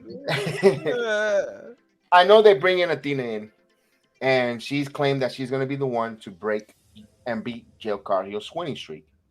Now, like you mentioned before in many programs, you need that obstacle to make a great mark of a champion. Remember that conversation, that your spiel. So that's what Jade Cargill is right now presenting. Now, I hope AEW doesn't do stupid booking, but like they did with Ruby Soho. They put her in immediately with Big Baker, and she beat her, and then Ruby Soho is like, whatever, and So I'm gonna go back to Athena, and what you have is a facet. You have a group here getting, and of course they're gonna start off as a 6-woman tag, all of them in there, and you need now obstacles to get to Jade Cargill. After they have the 6-woman tag, you could now have Athena go after the bad bitch. Then you go after the neck breaker, you know, the other baddie who does not know how to wrestle, who's just gonna break her neck in the ring. Then you're finally gonna set them up. Finally, when you get the Jade Cargill, if you like, they like to do long-term booking. You got something there. That's why I think Facet works, especially when you have a champion. It gives that long-term booking and gets you that elevation, that hunt. Now, I hope they don't mess up the other ladies. You know, right now, to be honest with you, Statlander is on fire. She's got the crowd loves her. Really? She should have. I think so. The crowd loves her. Really? The crowd likes Chris Statlander. Yes. They love Yes. everyone though. And the There is crowd's a perfect game in the 8th inning. Jameson Tyone for the Yankees. And the freaking game that I'm not calling because I'm here doing this wrestling podcast. Well, we're heels, so you're trapped here. I know. That's Yeah. why that's why I just did a heel promo. I know. Wasn't Now- that good? That was I don't know. I mean, I don't know. I don't know what's going on at the BX Jedi Sports Network headquarters there. I don't know what you guys are putting in the tomahawk steaks, but I do not see Chris Chris Statlander being that over. Well, we could agree to disagree, because if I would like you to go back, just go back. But again, now I'm gonna contradict myself a little bit as well. Let me give me a minute to explain. If you go back to that Ruby Soho match versus Chris Statlander for the final qualification to get into the Owen Hart Cup tournament, they start cheering Soho. They were booing her at the end. They were cheering Statlander. Statlander was getting the heat, the crowd reaction. But like I said, that crowd, you could just blow. You could bring out a turd in wrestling tights, and they'll cheer it. Seriously, but So Keith Lee. yeah, so exactly. Point So, taken. Keith You Lee. see Keith Lee. That's the first example, number one.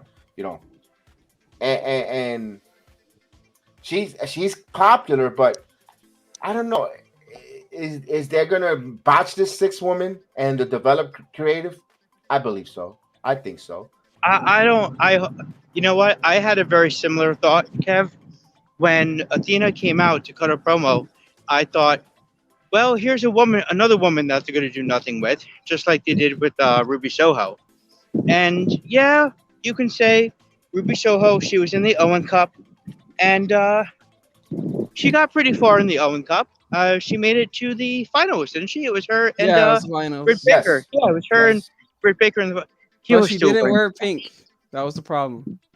Right, she would have won if she wore pink. Yeah. So he was still wearing the jacket. You still have the jacket on. Yeah, I have to. So I thought the same thing with, well, they brought in Ruby Soho and they've done barely anything with her so far. I love Britt Baker, so I can't say that they should have put her over Britt Baker in the Owen tournament, but at the same time, what have they really done with Ruby Soho? She jobbed to Britt Baker twice now. And then they bring in Athena, and it's like, oh, okay. You have this woman who, Ember Moon from WWE, and when they picked her up, I was very excited. I was very, very excited because I was like, you know what? I was an Ember Moon fan when she was in WWE, and I thought this is going to be very good. I apologize for the echo, so I'm going through a garage at the moment. So I was very excited, but at the same time a little bit worried because I was like, uh-oh, well, here comes another woman that they're going to pay a lot of money for and do nothing with, just like they did with Sloppy Joe, just like they did with Keith Lee, just like they did with Ruby Soho.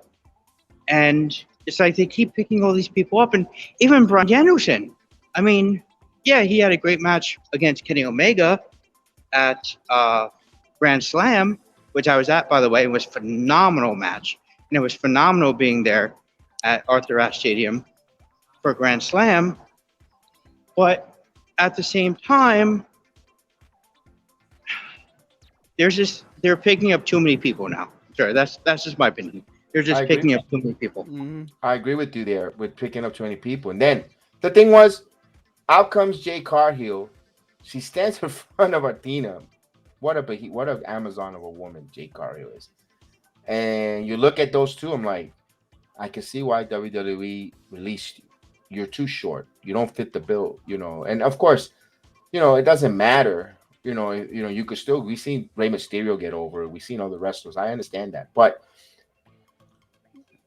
do you really see Athena beating Jay Cargill? I don't see it. The difference is though, Rey Mysterio was great at selling and knowing how to fight. Right. I'm not. It wasn't about Mysterio. I know. About the height and the disparity. Because Rey Mysterio is a phenomenal wrestler. Long story short, Athena doesn't have that psychology that Rey Mysterio does. Exactly. Exactly. There you go. We're on the same page here with that.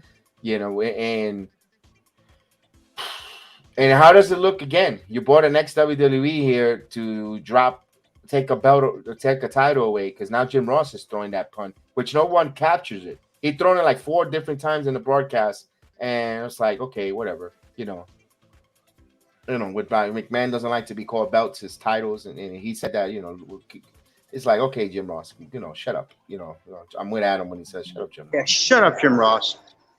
And it doesn't look good if Jay Cargill drops the title to Amber Moon and she's the one that breaks that streak. It's like it's not gonna. And it just keeps dividing the locker room. It's not really gonna look if she wins or loses. Yeah, no, it doesn't. If she wins or loses, it's a loss for the fans. It is. Yeah. So AEW's got to stop booking themselves in these weird corners, and that's what they're doing. That's what they're doing because he wants to sign everyone that gets released. Yeah, another weird corner that they booked themselves into was the corner with Wardlow. They kind of booked themselves into a corner with him because if he lost that match, he would have never been able to wrestle in AEW again. So Wardlow had to go over and, well, if you want to find out how that worked out the last time, ask Mr. Cody Rhodes. Because the last time they put a stipulation on him, he wasn't able to compete for the world title anymore, and he ended up going back to WWE. So yeah, stop booking yourself into corners, AEW. Yeah, and I agree. Yeah, and more importantly, I had a brain fart. But anyway, yeah. I was gonna say, let me go real quick. They could have done the MJF Wardlow stuff if this would have happened in 2023. Like November or whatever pay-per-view they have, before, the last one before the year ends in 20. You could have MJF happen exactly what happened there, carting out of the stretcher. He's gone, and Warlord put such a beating on MJF that he had to even leave the company. And then he could sign free agent with WWE 2024. You put now Warlord, you got the Mystique. He could go over. And that would have been that's when you could put a stipulation like that, Adam, when they're going to leave and they're going to be gone with the company. But yeah, like you said, they backed themselves in a corner. Yeah. So speaking of Wardlow, next we have Wardlow versus JD Drake. And I'm not 100% sure, but I think that this match may have gone longer than Wardlow MJF. I would have to time both matches, but if this match went longer than Wardlow MJF, then yeah, that is a definite slap in the face to MJF. It was a squash match. I don't really have anything for this either. So if you guys want to talk about this quote-unquote match, you guys can go right ahead. Give your thoughts. Heel had a little technical difficulty. He'll be on in a second, but I'll go while Heel returns back. It was a squash match. It's like you're going to put Warlord here and you're going to squash. Why wouldn't you squash him with Johnny Elite? At least he's got a cachet and it's a former if you're having if you knew and if this is a work with MJF talking about and he knew and crying about WWE ex-WWE wrestlers. So you know what? Have your top dog, your next best thing, your alpha, who you're going to get over. So why don't he squash the ex-WWE wrestler and Johnny Elite? Yo, he's Right. and you perfect. Oh, whoa, he destroyed Johnny Elite. Yo, Johnny Elite was so and so in WWE. Whoa, like, and you Right. would again, and then you could have had that Hammernager, JD, whatever the hell the Hammernager name is, go up JD against Drake. Miro and let Miro to deal with Yeah. him. Yeah. Oh, are you saying that next week they have JD Drake beat Johnny Elite? Is that going to be? Is that what's going to make Johnny Elite 3-0 or 0-3 rather? No, He's going to be I 0-3 know. next week when he I loses want to JD I Drake. want I know. I want in blood and guts. Johnny Elite taking on John Silver. The loser, only a John could win. Oh man! And whoever can climb to the top rope first and not botch wins the match. Wins the match. There you go. Gonna be- Instead of we could do it all four corners. You have a four ring corners. Where did Heel go? I don't know, but do you want to wait for him to get his thoughts on this match? I mean, it was just a squash. It was a I squash. don't- We could ask him when he returns. I want him to Right. come back on. Come on back, Heel.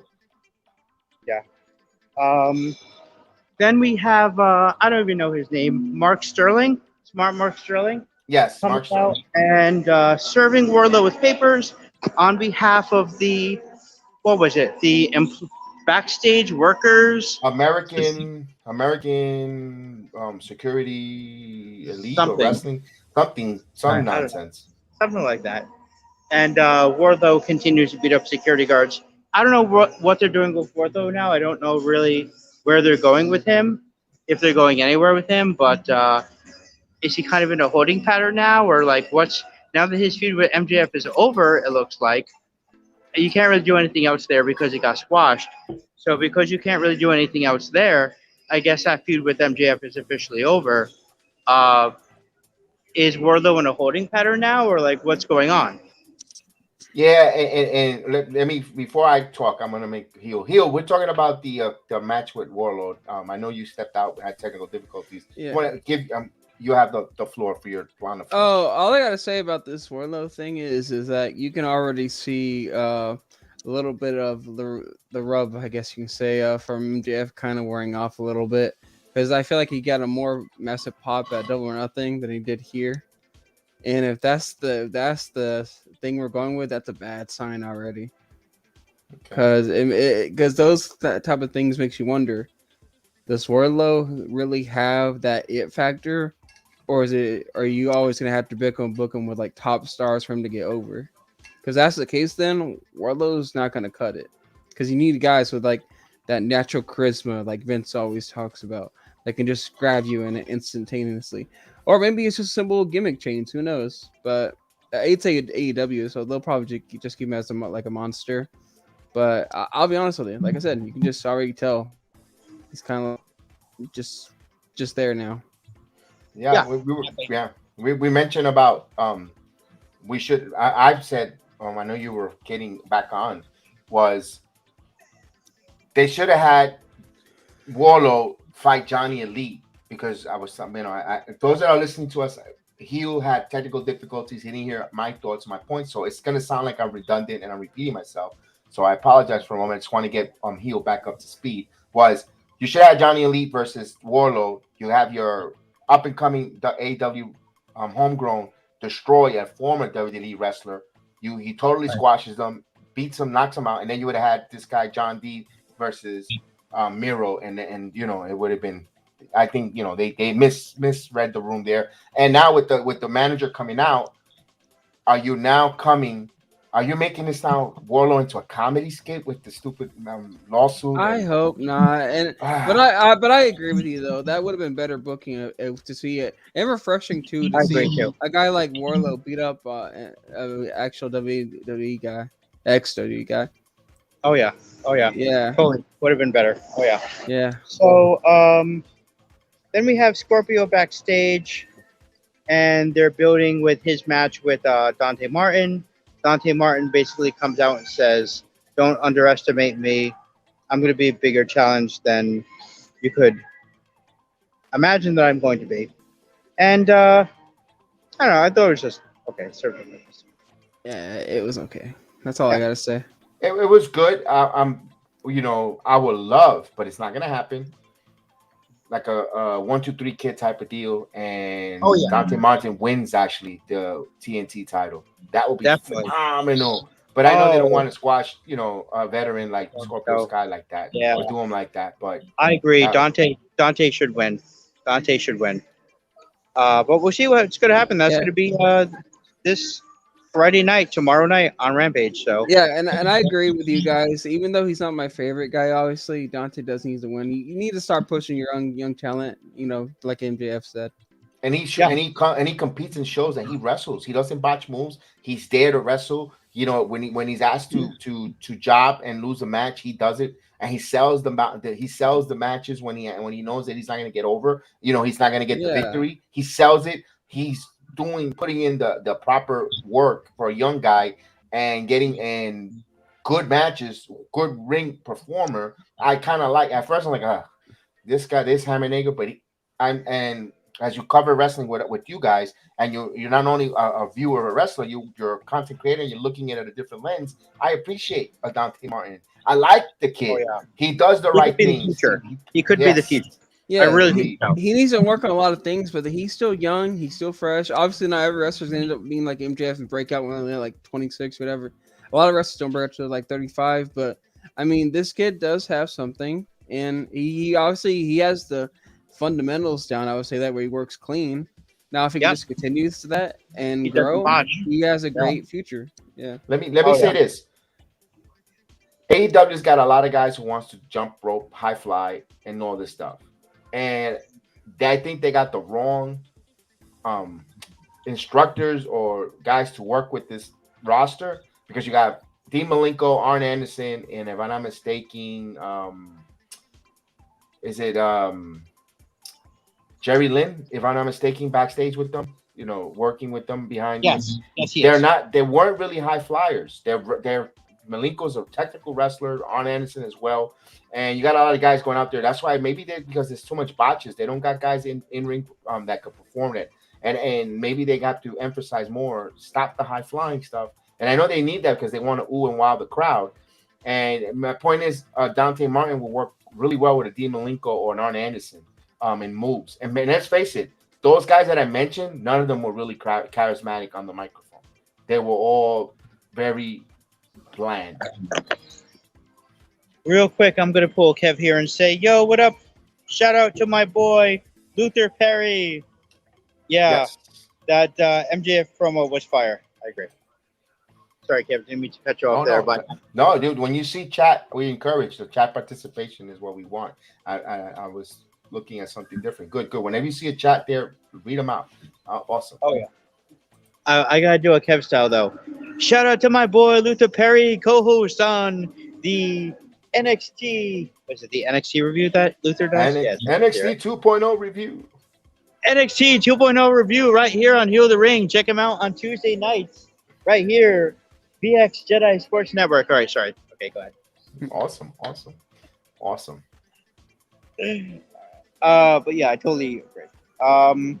So then we have Britt Baker and Jimmy Hayter versus Tony Storm and Ruby Soho. Storm and Soho won after Soho hits Destination Unknown. She finally got a pinfall victory. I think this is her. Well, I won't say her first in a long time because she did get to the finals of the Owen Cup. So she did get 2 pinfall victories there. Don't remember who they're over. One of them might have been over Jimmy Hayter. I don't know why I keep calling her Jimmy. Little Jimmy. Jamie. Little Jimmy. Little Jimmy. Yeah. Little Jimmy Hayter. I heard about you, little Jimmy Hayter. Yeah. Anyway, I can go totally R-Truth right now, but I'm not going to okey doke the entire show and okey doke by Little Jimmy. So I know he'll pops whenever I do the. I love R-Truth. He's like her R-Truth. Yeah. He always pops her R-Truth. What's up? Anyway, What's up? so it was good to see Ruby Soho get this victory. Jamie Hayter attacks after, and yeah, I don't know. Any thoughts on this match? I personally, I know you liked it. The 10 to me, the ladies to me was the best match of the night. To be honest with you. I liked that they had the 6 woman. Unfortunately, it was the wrong time of the night to put it. I thought there were some really good back and forth. With storyline. I like the fact that Ruby Soho got the pin on Bit Breaker. And after losing that Owen Warren, it's like saying you're the tallest dwarf in the circus, but all in all, you still got the pin on that. The hot tag to Storm was really cool. Tori Storm, yeah, I feel awfully bad that she's now in the AEW and there's nothing for her. She was complaining about, her segment with Charlotte on that, she got a pie in the face and because they wanted to rip her shirt and expose her in her top. And how's that work? How's AEW working for you? Not so hot Yeah, here, right? there's a lot of women. I mean, like they have so many talented women. They have Anna Jay. They have She's Ruby Soho. awesome. Anna Jay is awesome too. Oh yeah, I mean, I love Anna. yeah, she fits the bill of a woman's champion. The height, the length, everything. But it's again. Yeah, they're doing almost nothing with. No. Jamie Hayter's not bad either. No, and they also have Julia Hart, and they're doing nothing with Julia Hart. Nothing with Julia Hart. Nothing with Julia Hart as well. They're very talented lady wrestlers. They could really go. They could go. Bit Breaker, number one right now in the women's division. If you ask me, awesome performer. And you know what? I don't. Everyone is excited for Ruby Soho. I personally, she's okay, but she doesn't have a factor to me. I actually would like Tori Storm to get more over than Ruby Soho personally. But she's still, I just can't get the stench out of her being from the Riot Squad. She needs to be a tag team. She's not. Yeah. She doesn't make it for me as a single competitor. Well, you know she's missing Toni Storm, because you know how the AEW fans are. She's missing a nice catchy song. Because you know what? You're right. You know what? Tori Storm needs a good catchy. Yeah, you're right. You're right. She kind of something they can sing along to. Yeah. You're right. Yeah. You know what? You're good one, Eo. That was a good one. Yeah, and I don't think Toni Storm is going anywhere. I can see the thing is, where are you going to book a singles match between Jamie Hayter and Toni Storm? You can't put it under the pay-per-views because they're only give what. This is what the second women's match on the card tonight. So they're only going to give you 2. It's kind of like, and the AEW has enough women to actually have at least an hour show of their own. Maybe they should experiment one night and have a Rampage women takeover. Whatever. Okay. Yeah, that's not. Wow, kept through a fastball and actually got it was great on the meter. Because they have talented, but the thing is, I don't trust their writers and their bookers, and I think it's Tony I don't either. Who has his fingers on that, and his fingers stink. That they smell, and but cons are everything. He's got a great check. He's got a great check. And the thing was, it was good match, and I wish they could have opened with that match. Just remember, like we said, you throw a turd in with the tights, and the crowd goes nuts because it's AEW. You could have put these ladies in the front match and set it up, and then I would have loved that, to be personally honest with you. Yeah. I mean, I don't really have much to say about this, but it was, like I said, it was good. I thought it was an okay match. I didn't think it was bad. Oh God, guys! Here in the Hero of the Ring podcast, I am surrounded with a bunch of sexist pigs.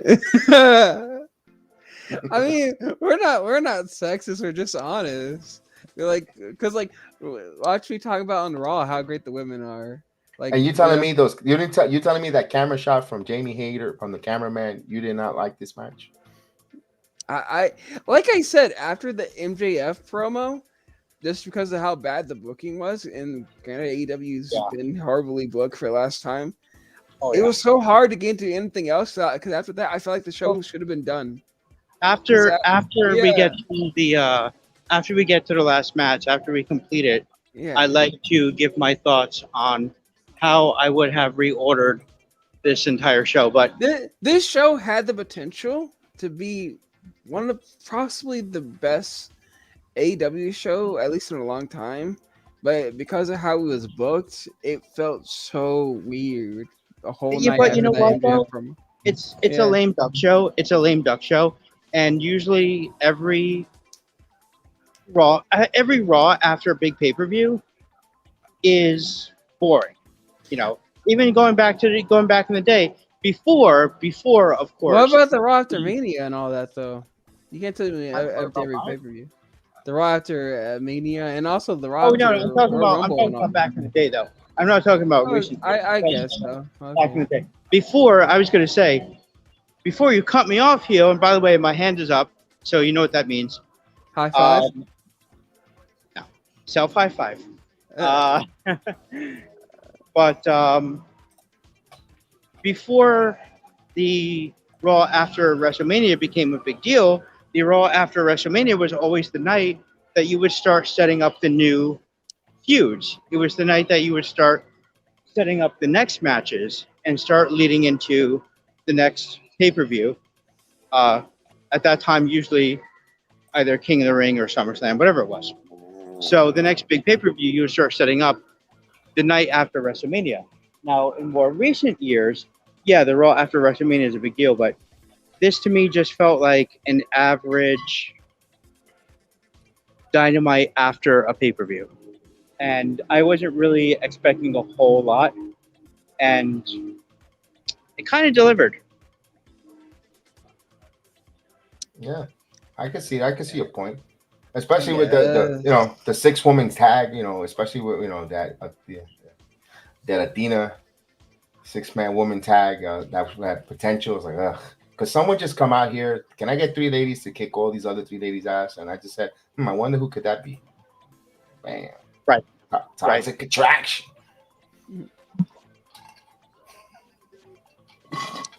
He was like who? What? No, I'm just like, What's going on here? Hey, that was you, your little kid walking on the bedroom, when your parents were the first time. Wow. We're going into therapy session. Yeah, therapy session now. So, do I gotta bring the puppet out? All I gotta say is this, man. The jacket. The jacket. Yeah. Yes. So, Adam, where we go from here? All right. So moving on to the main event of the evening, I wrote here in my notes why ? We have Jon Moxley versus Ricky Starks, and man, I don't know about you guys, but this match surprised me. Ricky Starks. You mean? Oh, did I say Ricky Starks? I'm sorry, I meant Daniel Garcia. Yeah. I was I'm like, a what? I'm a racist now, apparently. In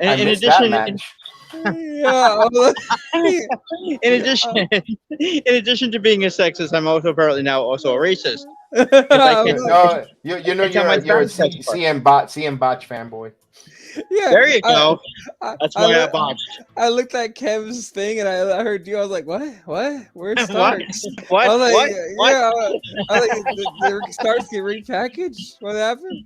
This is what happens when you're. This is what happens when you're walking and you're not looking at your notes. So I'll get it right.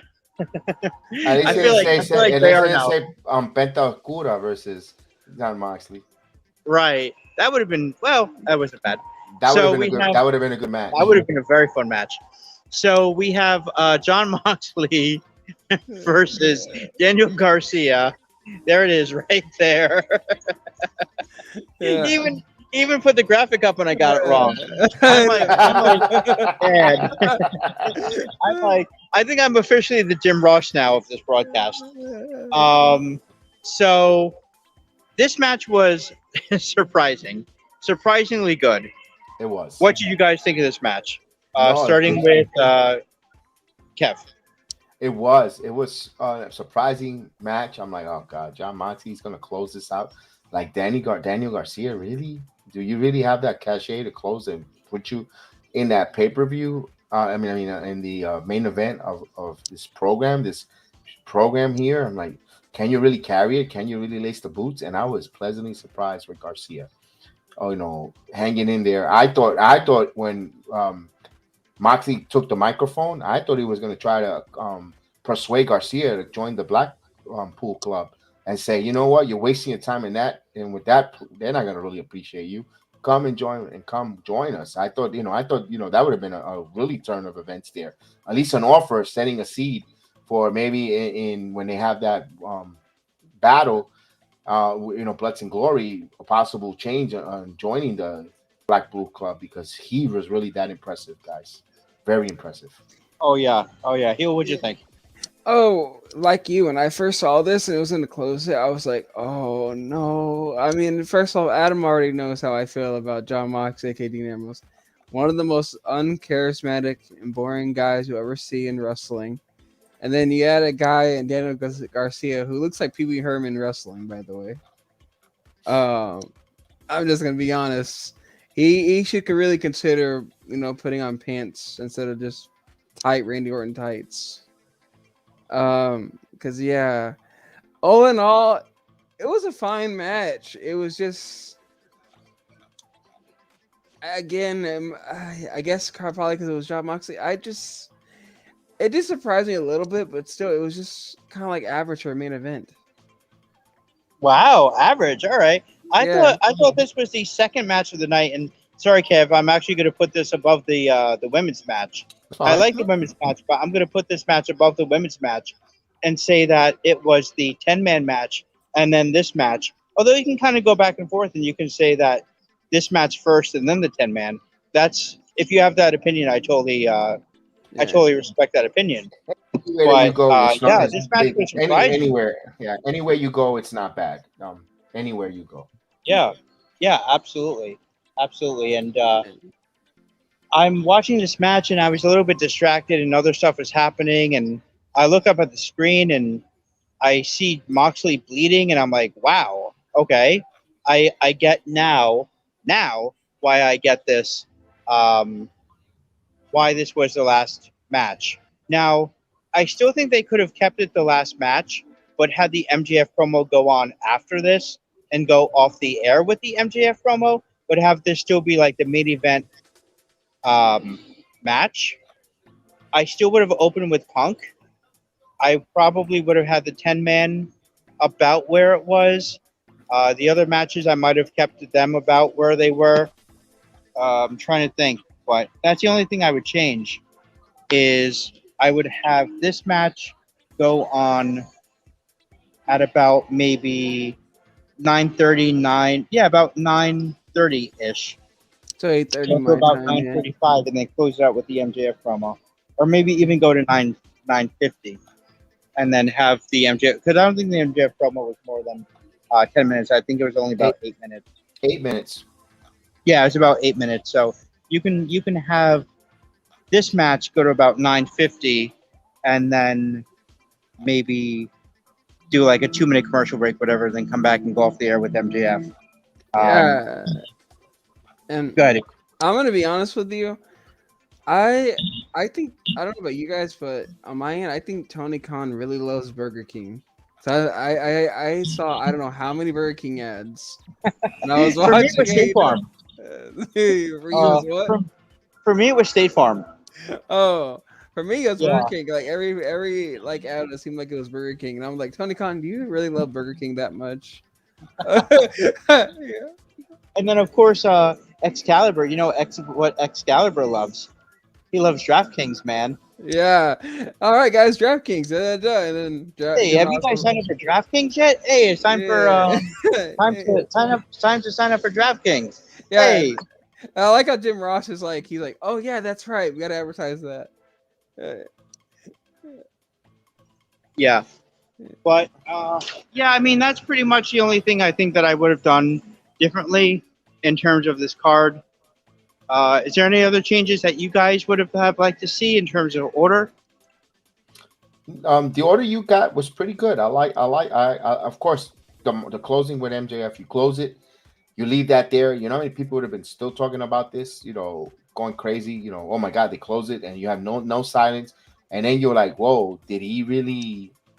Now you realize. Then you're like, whoa, was this really him really going off the rails, or was this, you know, planned by Khan and exactly? And by you doing it there, the second It's like, and then and then you could have run him the way he ran off with Punk coming in. If you looked at the break when they some footage, good kudos to the fans that put it. When Punk's, I don't know why he came to ringside, and MJF just left through the crowd. You leave that there in AEW on closing the show. People was like, "Yo, I think he might have left the company," and then you could keep him off TV for a while, and then people will tune in. You could go about 3 weeks or 4 weeks with him not on TV. People will tune in. Will MJF come back? Will MJF come back? And where is he? Right. Right. The only argument I see for not putting the MJF promo in the main event is because, number one, I think that's what sets the mystique of, okay, this is definitely a work shoot. And you don't know exactly what he's gonna say. You know what I mean? Because if it goes in the main event and then it goes off, then maybe there's not the same flair. I can see the argument. Granted, it is still a little bit cheap to say that, but I don't know. It's just like all I'm trying to say is like this I don't know. But then you're just going to contradict yourself because you said I know. after you cut that promo tonight on Dynamite, the whole card sucked. What could top it? I know. But you're cutting your feet there. But it's like what I say with Adam all the time when we talk. I like to play devil's advocate. So I'm trying to look at this at 2 points of view. I'm like, if you put that in the main event and does this, we don't put a second. But like I said, either way, I think you have it in the main event. But I think the reason why Tony Khan didn't have it in the main event, and I'm trying to see, because I like to see things from other fans' point of view, is that maybe you destroyed that mystique of it being a work shoot. I don't know. But either way, I'm just trying to say everyone to make it clear, I still have this in the main event. Okay. And it's not like you have to rely on the announcers coming back from commercial and talking about it, because they didn't. The announcers didn't say anything about it. So, I mean, it's fine if you want to have it earlier in the show. If you want to have the announce team be like, wow, I can't believe MJF just said that. Can you believe that, Tony? Or Excalibur or whoever? No, I can't believe that. All right. Well, moving on to the next, there was no mention of it. Not only that, you close the program off with that when they cut his mic off and he called him, he started going nuts. Then you go off the air. Then you have all that, because Friday, you don't even have to address it on Friday Rampage because we know it's taped. What you got now, the whole entire week, the whole weekend, everyone talking, and then as MJF left the company, every wrestling podcast would have been out there, content creators over and over and over. Dave Metzger said, and Baba Booey mentioned this, and Fred Flintstone mentioned that. Wait, he retired to become a wrestling reporter? No, just being I know. It was just, so everyone's talking, and then all of a sudden you're like, you're gonna hear from the every Busted Open podcast. Wrestling starts getting in the news. It's sweating. You're waiting. You're sweating. You're watching. Maybe and you're waiting to see. But maybe I think, and I'll come back to why. It could be that let's do it early so they could kind of know if this is a work shoot. He's still in the company, because then they're gonna they're gonna go watch Hell in a Cell to see if Maxwell shows up at Hell in a Cell. We're gonna send AEW people to watch that pay-per-view. We don't want them to grow. Maybe that's why they didn't do it that way, just for that reason, because of that they're scared. We're gonna lose some. They're gonna see non-botch wrestling, and they're gonna stay maybe. But you could, and then come Wednesday when you open up the show, then you could actually talk to your whole announce team, JR, Excalibur, and find out what they were going to say about it. Hey, our closing of last week's Dynamite, a little bit, we apologize for the harsh language, the colorful language. MJF is not scheduled to be here tonight, or we don't know where he has gone. Then you built that lore. Or he's been suspended. Been suspended indefinitely, Adam, and you could keep him off TV for 3 weeks maybe, and then he comes back. When he comes back, hype up, and people are going to tune in. It will be the night MJF be here. Nothing. Or you could even say not suspended. Say he's scheduled to be here, and then they play the music. He doesn't come here, and you give a guy like JD, Joe Blow, Hammond Anger a 10 count, and he loses matches on a 10 count. You still build that. They could have done so many phenomenal things with that there. Oh yeah, and them going off the air with MJF, with his mic getting cut and then throwing it down and then fade to black and then copyright 2022 would have felt so Attitude Era. Yeah, No. it would have been Attitude Era, and then you would have been more mad at the American Dad coming up. Oh man, I'm here mad at American Dad. Good morning, Good morning, No. USA. Good morning, MJF. I'm sorry that you had it. Sorry, If you guys were to give a letter grade to this entire AEW Dynamite, what would your letter grade for this entire show be? Starting with heel. This is a hard show to rate, obviously, because the highs are really high, but the lows were just really weird. Again, I have to go to another solid C. Probably, Ooh, wow. yeah. A little harsh. Just because the booking was so bad. Maybe a C plus, just be more nicer. I don't know. Again, it's a hard show to rate. All right. It's a hard show to rate. I agree with Sahar What show to about- rate. I'm also giving it a C, due to the fact that this is week after week. You're not booking it correctly, and it's not just because you're pleasing myself. It's the way, the order of it. I'm not the only one that mentions that on the booking, bad booking, no respect for the women's division. Talk about, talk about no respect, about women's division, where you place them at 9:30, and the way the main event, and yes, they get it. Like I said, they're marks. They will cheer a turd in wrestling tights that says AEW, but you still have to. And yes, the arena folks are going to be excited. They're happy to be there, but you got to please your crowd on the TV network side. Put the right matches. Put the right stuff. Have a pulse here and do the right thing. Put the right matches and stop botching matches. That's why you get a C. Because your wrestlers are old wrestlers, some of them a little bit washed up. They're trying to do high flying moves. They're botching it. They're slipping on the ropes.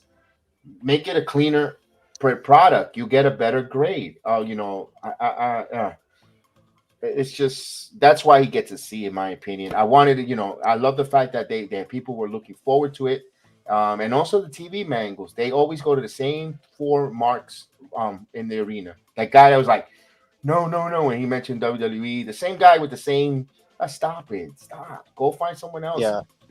Stop.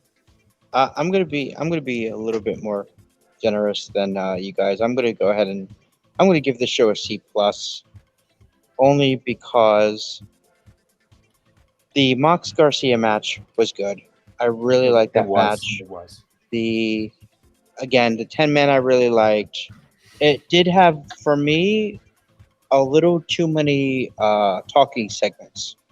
There was a lot of backstage interviews. There was a lot of backstage promos. There was a lot of in-ring interviews on the ramp, and interviews here and interviews there. And you know what, though? The only thing that makes it a C plus for me is Shane Strickland's coat, Shane Strickland's jacket. That's what made it a C plus. That's what put the show over. Shane Strickland's coat needs to main event. Luther Perry, D plus. Wow, Luther Perry giving the show a D plus. I can't believe it. Wow. So yeah, that's why it's a C plus for me. I think that Shane Strickland's coat needs to main event Forbidden Door. I would love to see Shane Strickland's coat. Oh, now he's Rick Rude. With Strickland's coat with a flasher. This is Forbidden Door. Ravishing. This is Forbidden Door. Ready, when he he's opens ready up the for jacket. Forbidden Door. Yeah. You see the Forbidden Door. Yeah, but that's why I give the show a C plus. But really, Punk FTR versus Caster and Gun Club was okay. Had a couple of CM Punk botches. The Johnny Elite match wasn't great. Miro. The Jericho Appreciation Society promo was just okay. The Sloppy Joe getting attacked backstage was Unnecessary.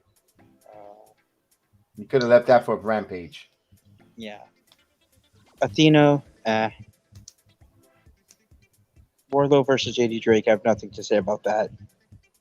I liked the women's tag match. and I like the main event. So, I mean, the thing, again, to go back to the top of the show, there was one segment that really stood out. And once again, it was MJF. Surprise, surprise. Yeah, that should be your true champion. He should be the one getting the real money, everything. Like he said, he's the real star of the show. Yeah, and a lot of what he said was true. A lot of what he said was totally on the mark. I think Yeah. everything. I don't think he he didn't mention anything that wasn't untrue. Everything he mentioned was total truth, from the heart, and that's why I think it touched and resonated to all of us. Despite being a work shoot or a gimmick or whatever, it was from the heart, and that's what we liked, and I think that's what it really got over. Even though I mentioned it might be whatever it meant, but it was from the heart there. And after that, we saw this come out. Any thoughts on this here, Adam? Oh, another work. Another work. They're copying what they did with WWE with Sasha and Naomi.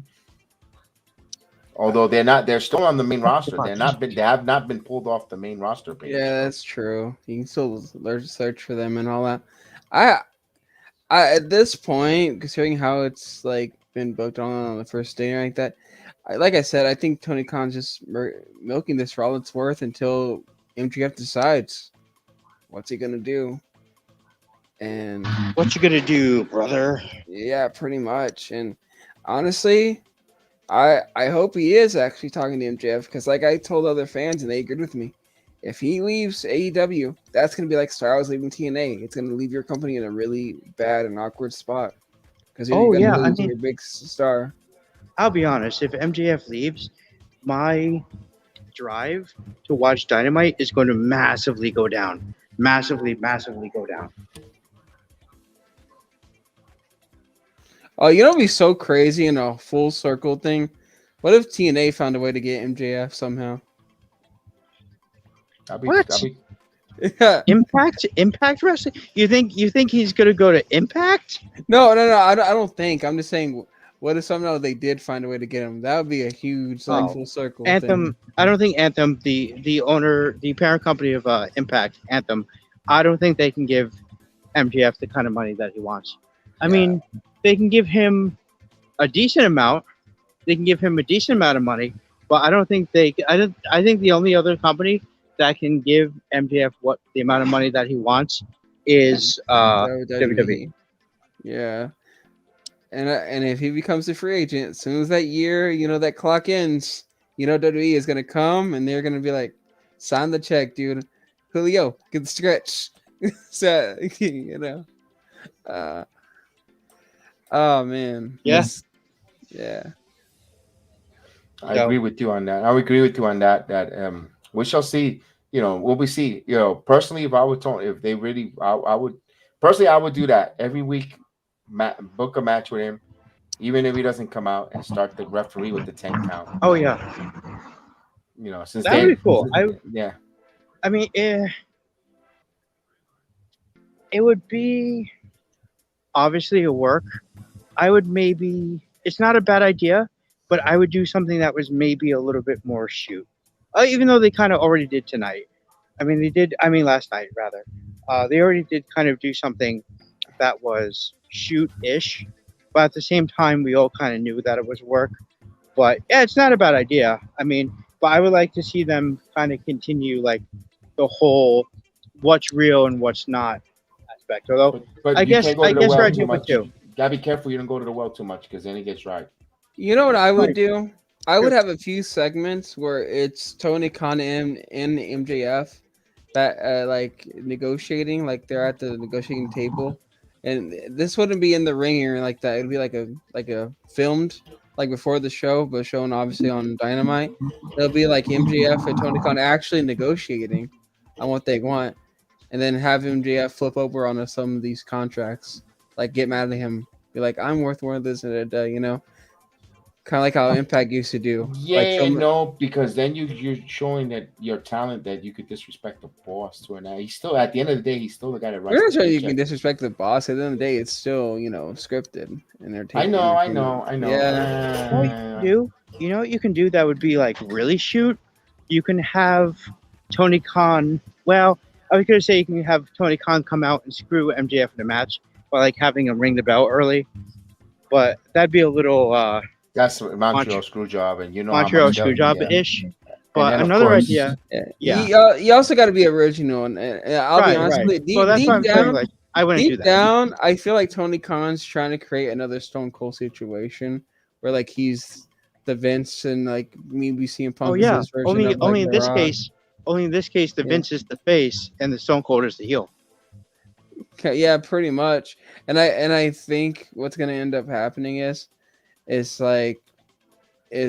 maybe the MJF does stay, maybe, but like I said, I think it's all could come down to dollar and cents. But the only thing I got to say that is a for sure fact: AEW, you have a great thing on the table. And this is for Tony Khan and everyone. Don't mess it up.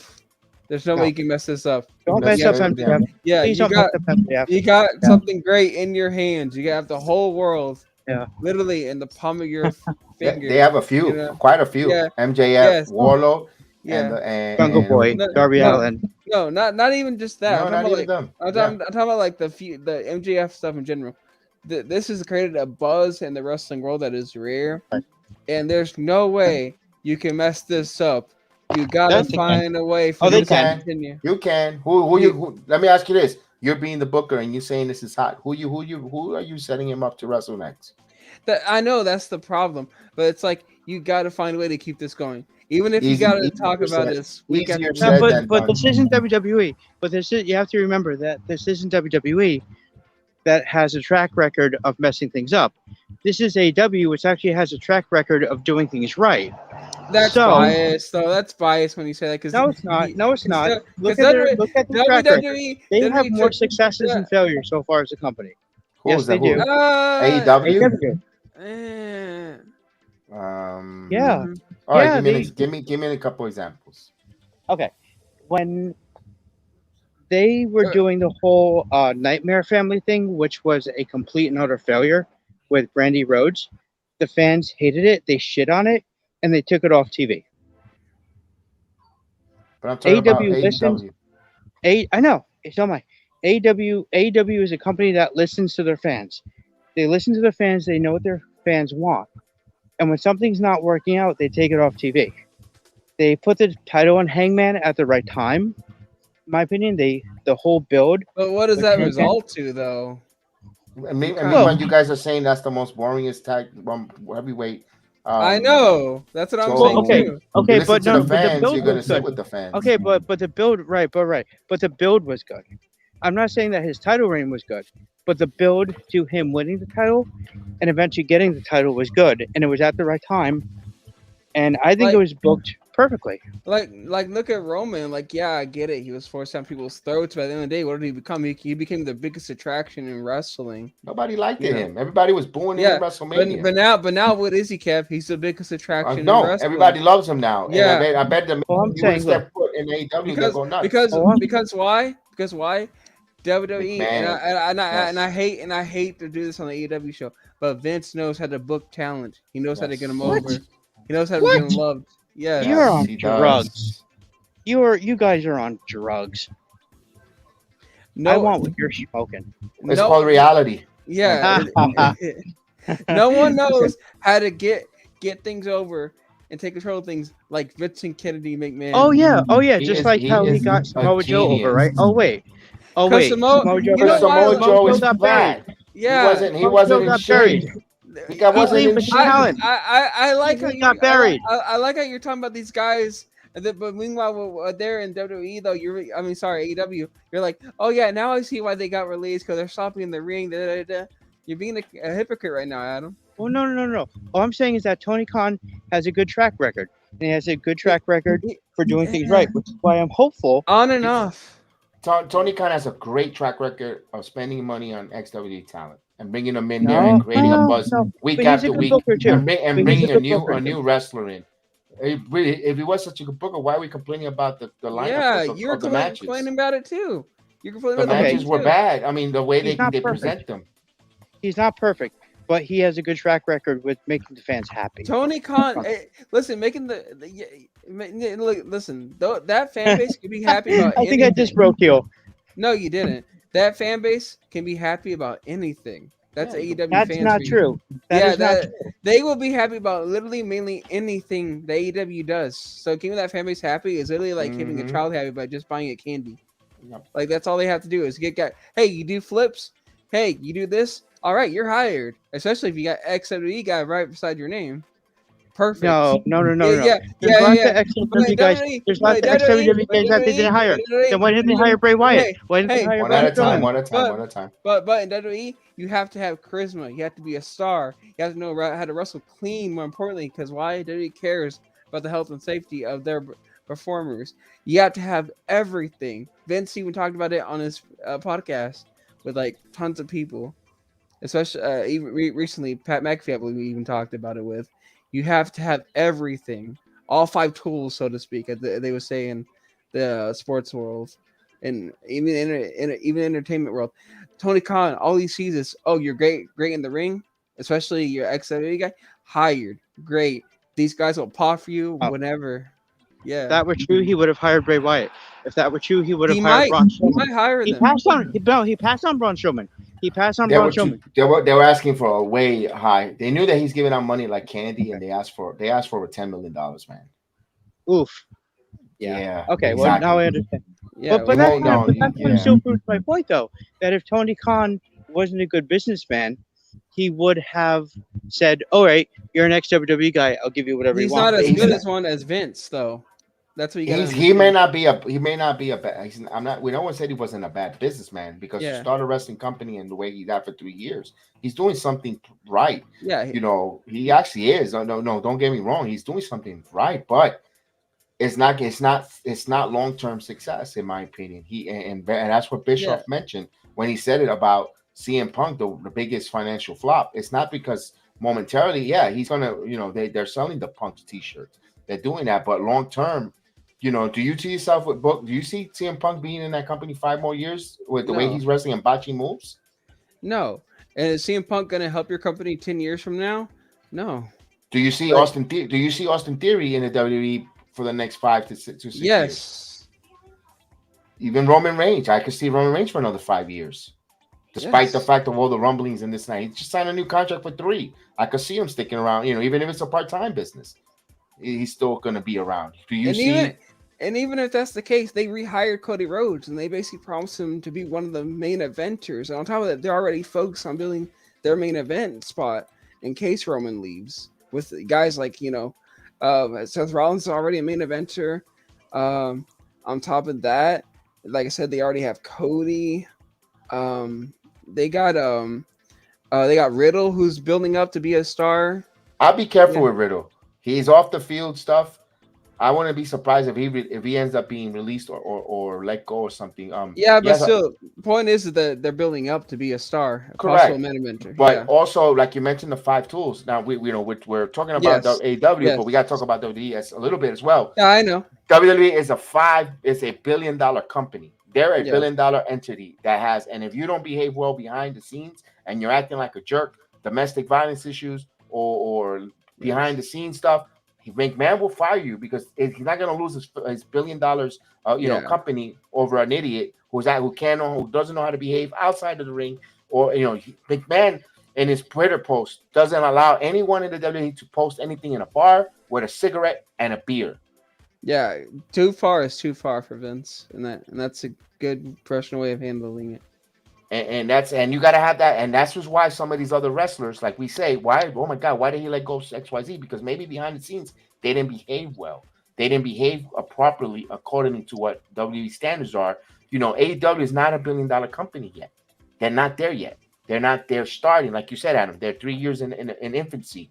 But they have to learn how to conduct themselves, and if they're not conducting themselves outside the ring with catering, with travels. They cannot have a multi-million-dollar lawsuit of someone groping or acting like a fool for sexual harassment. McMahon is not gonna. He'd rather let the talent leave and fire them than have this negative publicity on his company. And that's why certain wrestlers don't stick around. They're like, why? And That's why it's we call a 5-tool asset is because this is what he wants from their performers to conduct themselves. I Yeah, had to, I had to jump in on this. and look at everything Sami Zayn and Kevin Owens are doing. They're stars over there. They're like new stars over there. Yeah. Like you can't tell me without a little bit of work and dedication and just putting in some time, you don't eventually become something in WWE if you have it all. I can be honest with you. I was a Sami Zayn hater, but then I'm not gonna lie, he kind of slowly is turning me a little bit. By I'm a fan of him. trying. I couldn't stand him. I couldn't stand him. Yeah. And Kevin Owens, I mean, he's been my bro since for a long time to this point. Yeah, we're talking about since like Kevin Steen. You know, I realized the talent in him for a while. My main concern for him was can he fix himself to be a mainstream wrestler, so to speak, like in WWE, and he did. The guy's got the tools, and that's what Vince likes is a guy who got the tools. Yeah. Adam, what do you want to say, Adam? I know you want to chime in. Oh no, Samurai wanted to jump in and say something. Oh, Samurai, okay, Samurai. That was me. I'm here. Hello. I'm gonna agree with you on everything that you said as far as like how WWE and AEW kind of treats their talent. It's horrible. Like as I said in the YouTube comment, all XWE guys, it's horrible. That's all it is. It's all XWE guys. I mean, the wrestling program isn't horrible. No, not the program. What I mean is like what they're doing with everybody that's currently signed with them. I mean, I watched AEW for about a good hour, and then I stopped watching because I got bored. But you know, the amount of botches I saw in just the first hour, it was just horrible. Johnny Elite and fucking Johnny Elite or John Morrison, whatever you want to call him, and Miro. God, that was a horrible match. Like there was he botched a 450 elbow drop. Let me ask this here to Adam. Adam, you follow baseball, am I correct? He's not a hardcore baseball fan like I am, but he tries. But he follows it, or more like he tries. What's Adam's favorite sport? I don't know actually. Adam, are you there? Probably wrestling. Adam, what's your favorite sport, Adam? Oh, that's tough. It's probably hockey. Right now, it's hockey. All right. Let's go hockey. I wonder why. I'm looking at the hockey. You know, we saw, and of course, he's a Ranger fan like us, and we'll be on tomorrow night doing the watch along. Now, the Rangers got a lot of young talent, Kako, Lafreniere. They got, Shesterkin, but they brought in and they bring in free agency. Let's say Connor McDavid is a free agent, and he's out there, and they sign him from Edmonton, and they bring him on to the Rangers, and now he's the number one main guy. And this is what, and if you're Lafreniere or Kako, first round pick, for the Rangers, and then allow you to develop or get more ice time. Now, one is on your fault because you did not, when you had the opportunity to be the number one line, and you ended up on the third line. Shame on you because you forced the Chris Drury to go get Connor McDavid to come and play center to be in the first line. I think that's what's happening with wrestling. Maybe these guys, maybe we are jumping and overvaluing the AEW talent pool, the homegrown, and meanwhile they don't see it that way. They need to bring in the more polished wrestlers because he has a bigger, better picture and wants more sponsors, and their homegrown talent doesn't have the it factors to present to investors. I think they do though. Okay. I mean, I'm gonna agree with. Well, I'm not sure who to agree with there, but they really just should stop signing XW guys. Honestly, like, right? I agree. I agree with that. It really pisses a lot of people off because, like, just because they don't do well in one place, then they're gonna go to another place and do better. Not really, right? And not only that, not only do they have too many former WWE guys, but they have too many former WWE guys that are just kind of floating around, not really doing much. Like Bryan Danielson should have, in my opinion, at least challenged for the world title 2 more times in the time that he's been there. He did twice already, but I think he should have challenged. He should be up there But what is he doing? He's in stupid Blackpool Combat Club, which, okay, you have William Regal. I get it. William Regal is your coach. He's a legend. He'll always be a legend. He's, one of the greats. And it's great that they have William Regal there. And it's great that he's a coach and a manager for Blackpool Combat Club. But this is Bryan Danielson. I mean, this is a guy that I had so much more hope for him, and a guy like CM Punk comes in who has gray in his beard. He looks like he's going to audition for the Santa Claus 3. He's going to take over for Tim Allen and be the next Santa Claus. And he's sucking so much wind during his matches that the entire front row needs oxygen masks because he sucks all of the wind out of the arena. That's how much air he's sucking up when he's in there. That this is the guy that you have on top instead of a guy. And I'm not saying like Darby Allin or Jungle Boy. I'm not saying that they're ready yet. Like, I'm not saying that they should be there yet. But at the same time, those are the guys that I think AEW should be more. And MJF, of course. Don't worry, I didn't forget about MJF. Go ahead, Kev. But let me say something real quick here. When you want to present something, and of course, and it's just human nature. What's the first thing we do? We judge by our appearances. Am I correct? When you judge, when you look, unfortunately, that's the human nature. When you see something for the very first time, you're gonna go by appearances. Yeah, sexy. Right. Yeah. Now, I'm going back to 2010, the summer of Punk, and he's mad that John Cena got over him and so forth. Now, if you're looking at CM Punk back then, John Cena, clean cut, who would you be more? Who is more marketable? Because that's another big thing that you got to see as well. You got, and it's about marketability. Hangman is more marketable than CM Punk. Now, one of the promos that was cut, he said that he looked like one of the hobos down in California under the bridge, under the freeway. Yeah. If you have gray in your beard, you should not be able to hold a world title. That should be the rule. You can have gray, but you got to look presentable. You got to look, he looks like a hobo. No, I'm sorry, and especially when you want to sell a title. Not only that, action figures, toys, so forth. You got to look a certain way. I'm not saying you got to look like a Marine and look, you don't have, and it's not Germany Nazi. You got to, not every wrestler has to be blue eyes and blonde, but you got to look clean cut. You hit something right there. It's like the Vince way of doing things. Once you get a character, you got to stick with it and be dedicated to it for years.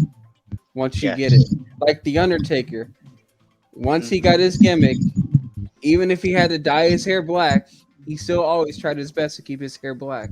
He didn't want you to see his age or anything like that. He even said it in a lot of his speeches. He said, "The day I can't be the Undertaker is the day I should retire." Yeah, commit to a character. Yeah, and I think that's what a lot of people are starting to see in Punk and why he's lost a lot of his value, because we don't see him as like that young Punk, the 2 X's, the rebel anymore. We see CM Punk as a guy that's been built up all the way to the point where he's establishment now. Yeah, he's not the rebel. He's establishment. Yeah. Like we've been saying, he is who he hates now. MJF has every right to be a rebel because he's the one that's been. He's the new CM Punk, basically, in a weird way. He's clean cut. Yeah, but he's a lot more marketable. We'll just say that. Exactly. Exactly. And CM Punk, he's not keeping up with the character. He's not even dyeing his beard or anything. He just looks like a guy that's there for a paycheck. That's why? That's what all those XWD guys are. Yeah. Go ahead, Adam. He goes, "I don't care what the fans say about me. I don't care if the fans say that you hate me or if you like me. I don't really care. I'm the world champion. I'm going to be..." It's like, Punk, we heard this promo 10 years ago. Not by you, though. By another guy. Exactly.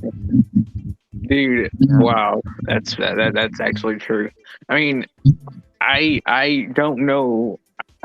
I saw that the end of that match, the 6-man at the beginning of the show. I don't know about Hiroshi Tanahashi and CM Punk. Honestly, I'm going to tell you that right now. It's just... I don't either. I don't know about that. I mean, I like Tanahashi, but I don't think him and CM Punk are gonna have a good match. Yeah, it's amazing how Tanahashi, I believe, is around the same age as CM Punk. Yeah, but Tanahashi still looks a lot better than Punk. I'm gonna Oh, actually Tanahashi's in way better shape. Yeah, I'm gonna actually look that up. Tanahashi is literally like for his age, he looks phenomenal. You can tell. Speaking of keeping up with the character, he doesn't look like he's aged a bit.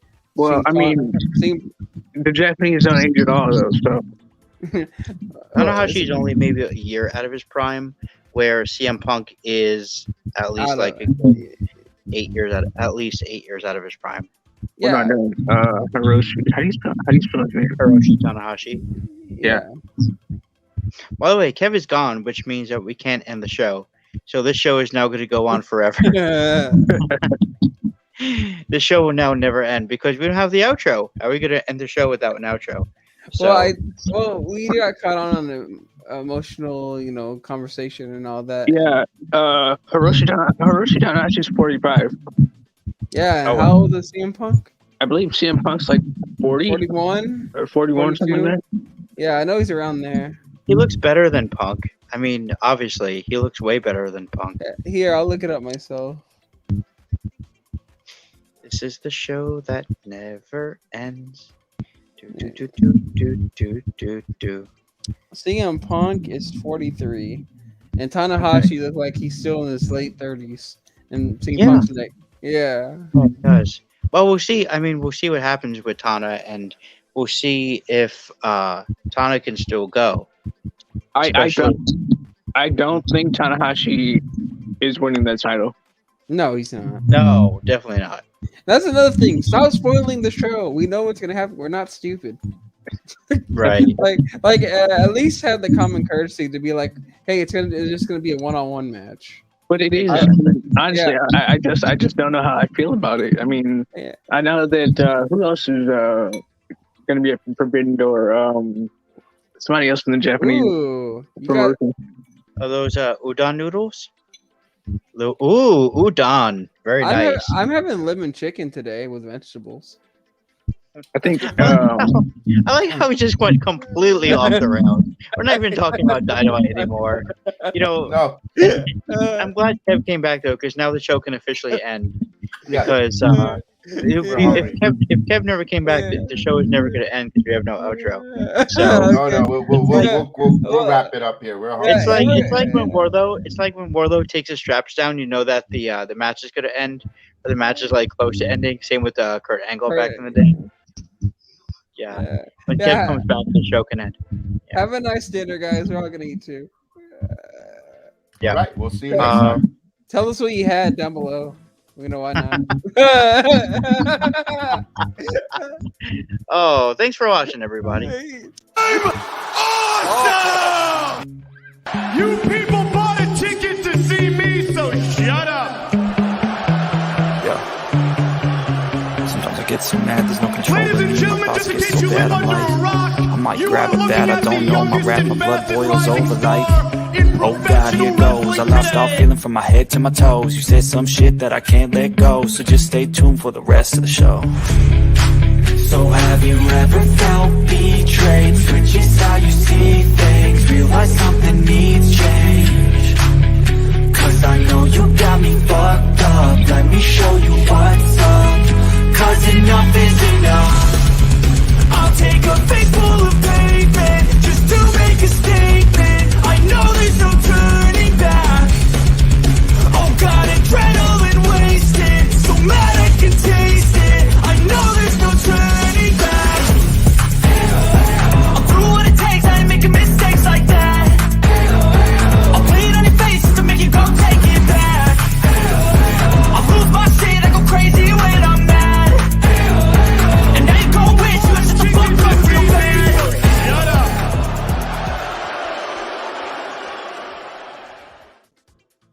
Hi, my name's Eugene. I have a jacket. I have a jacket too.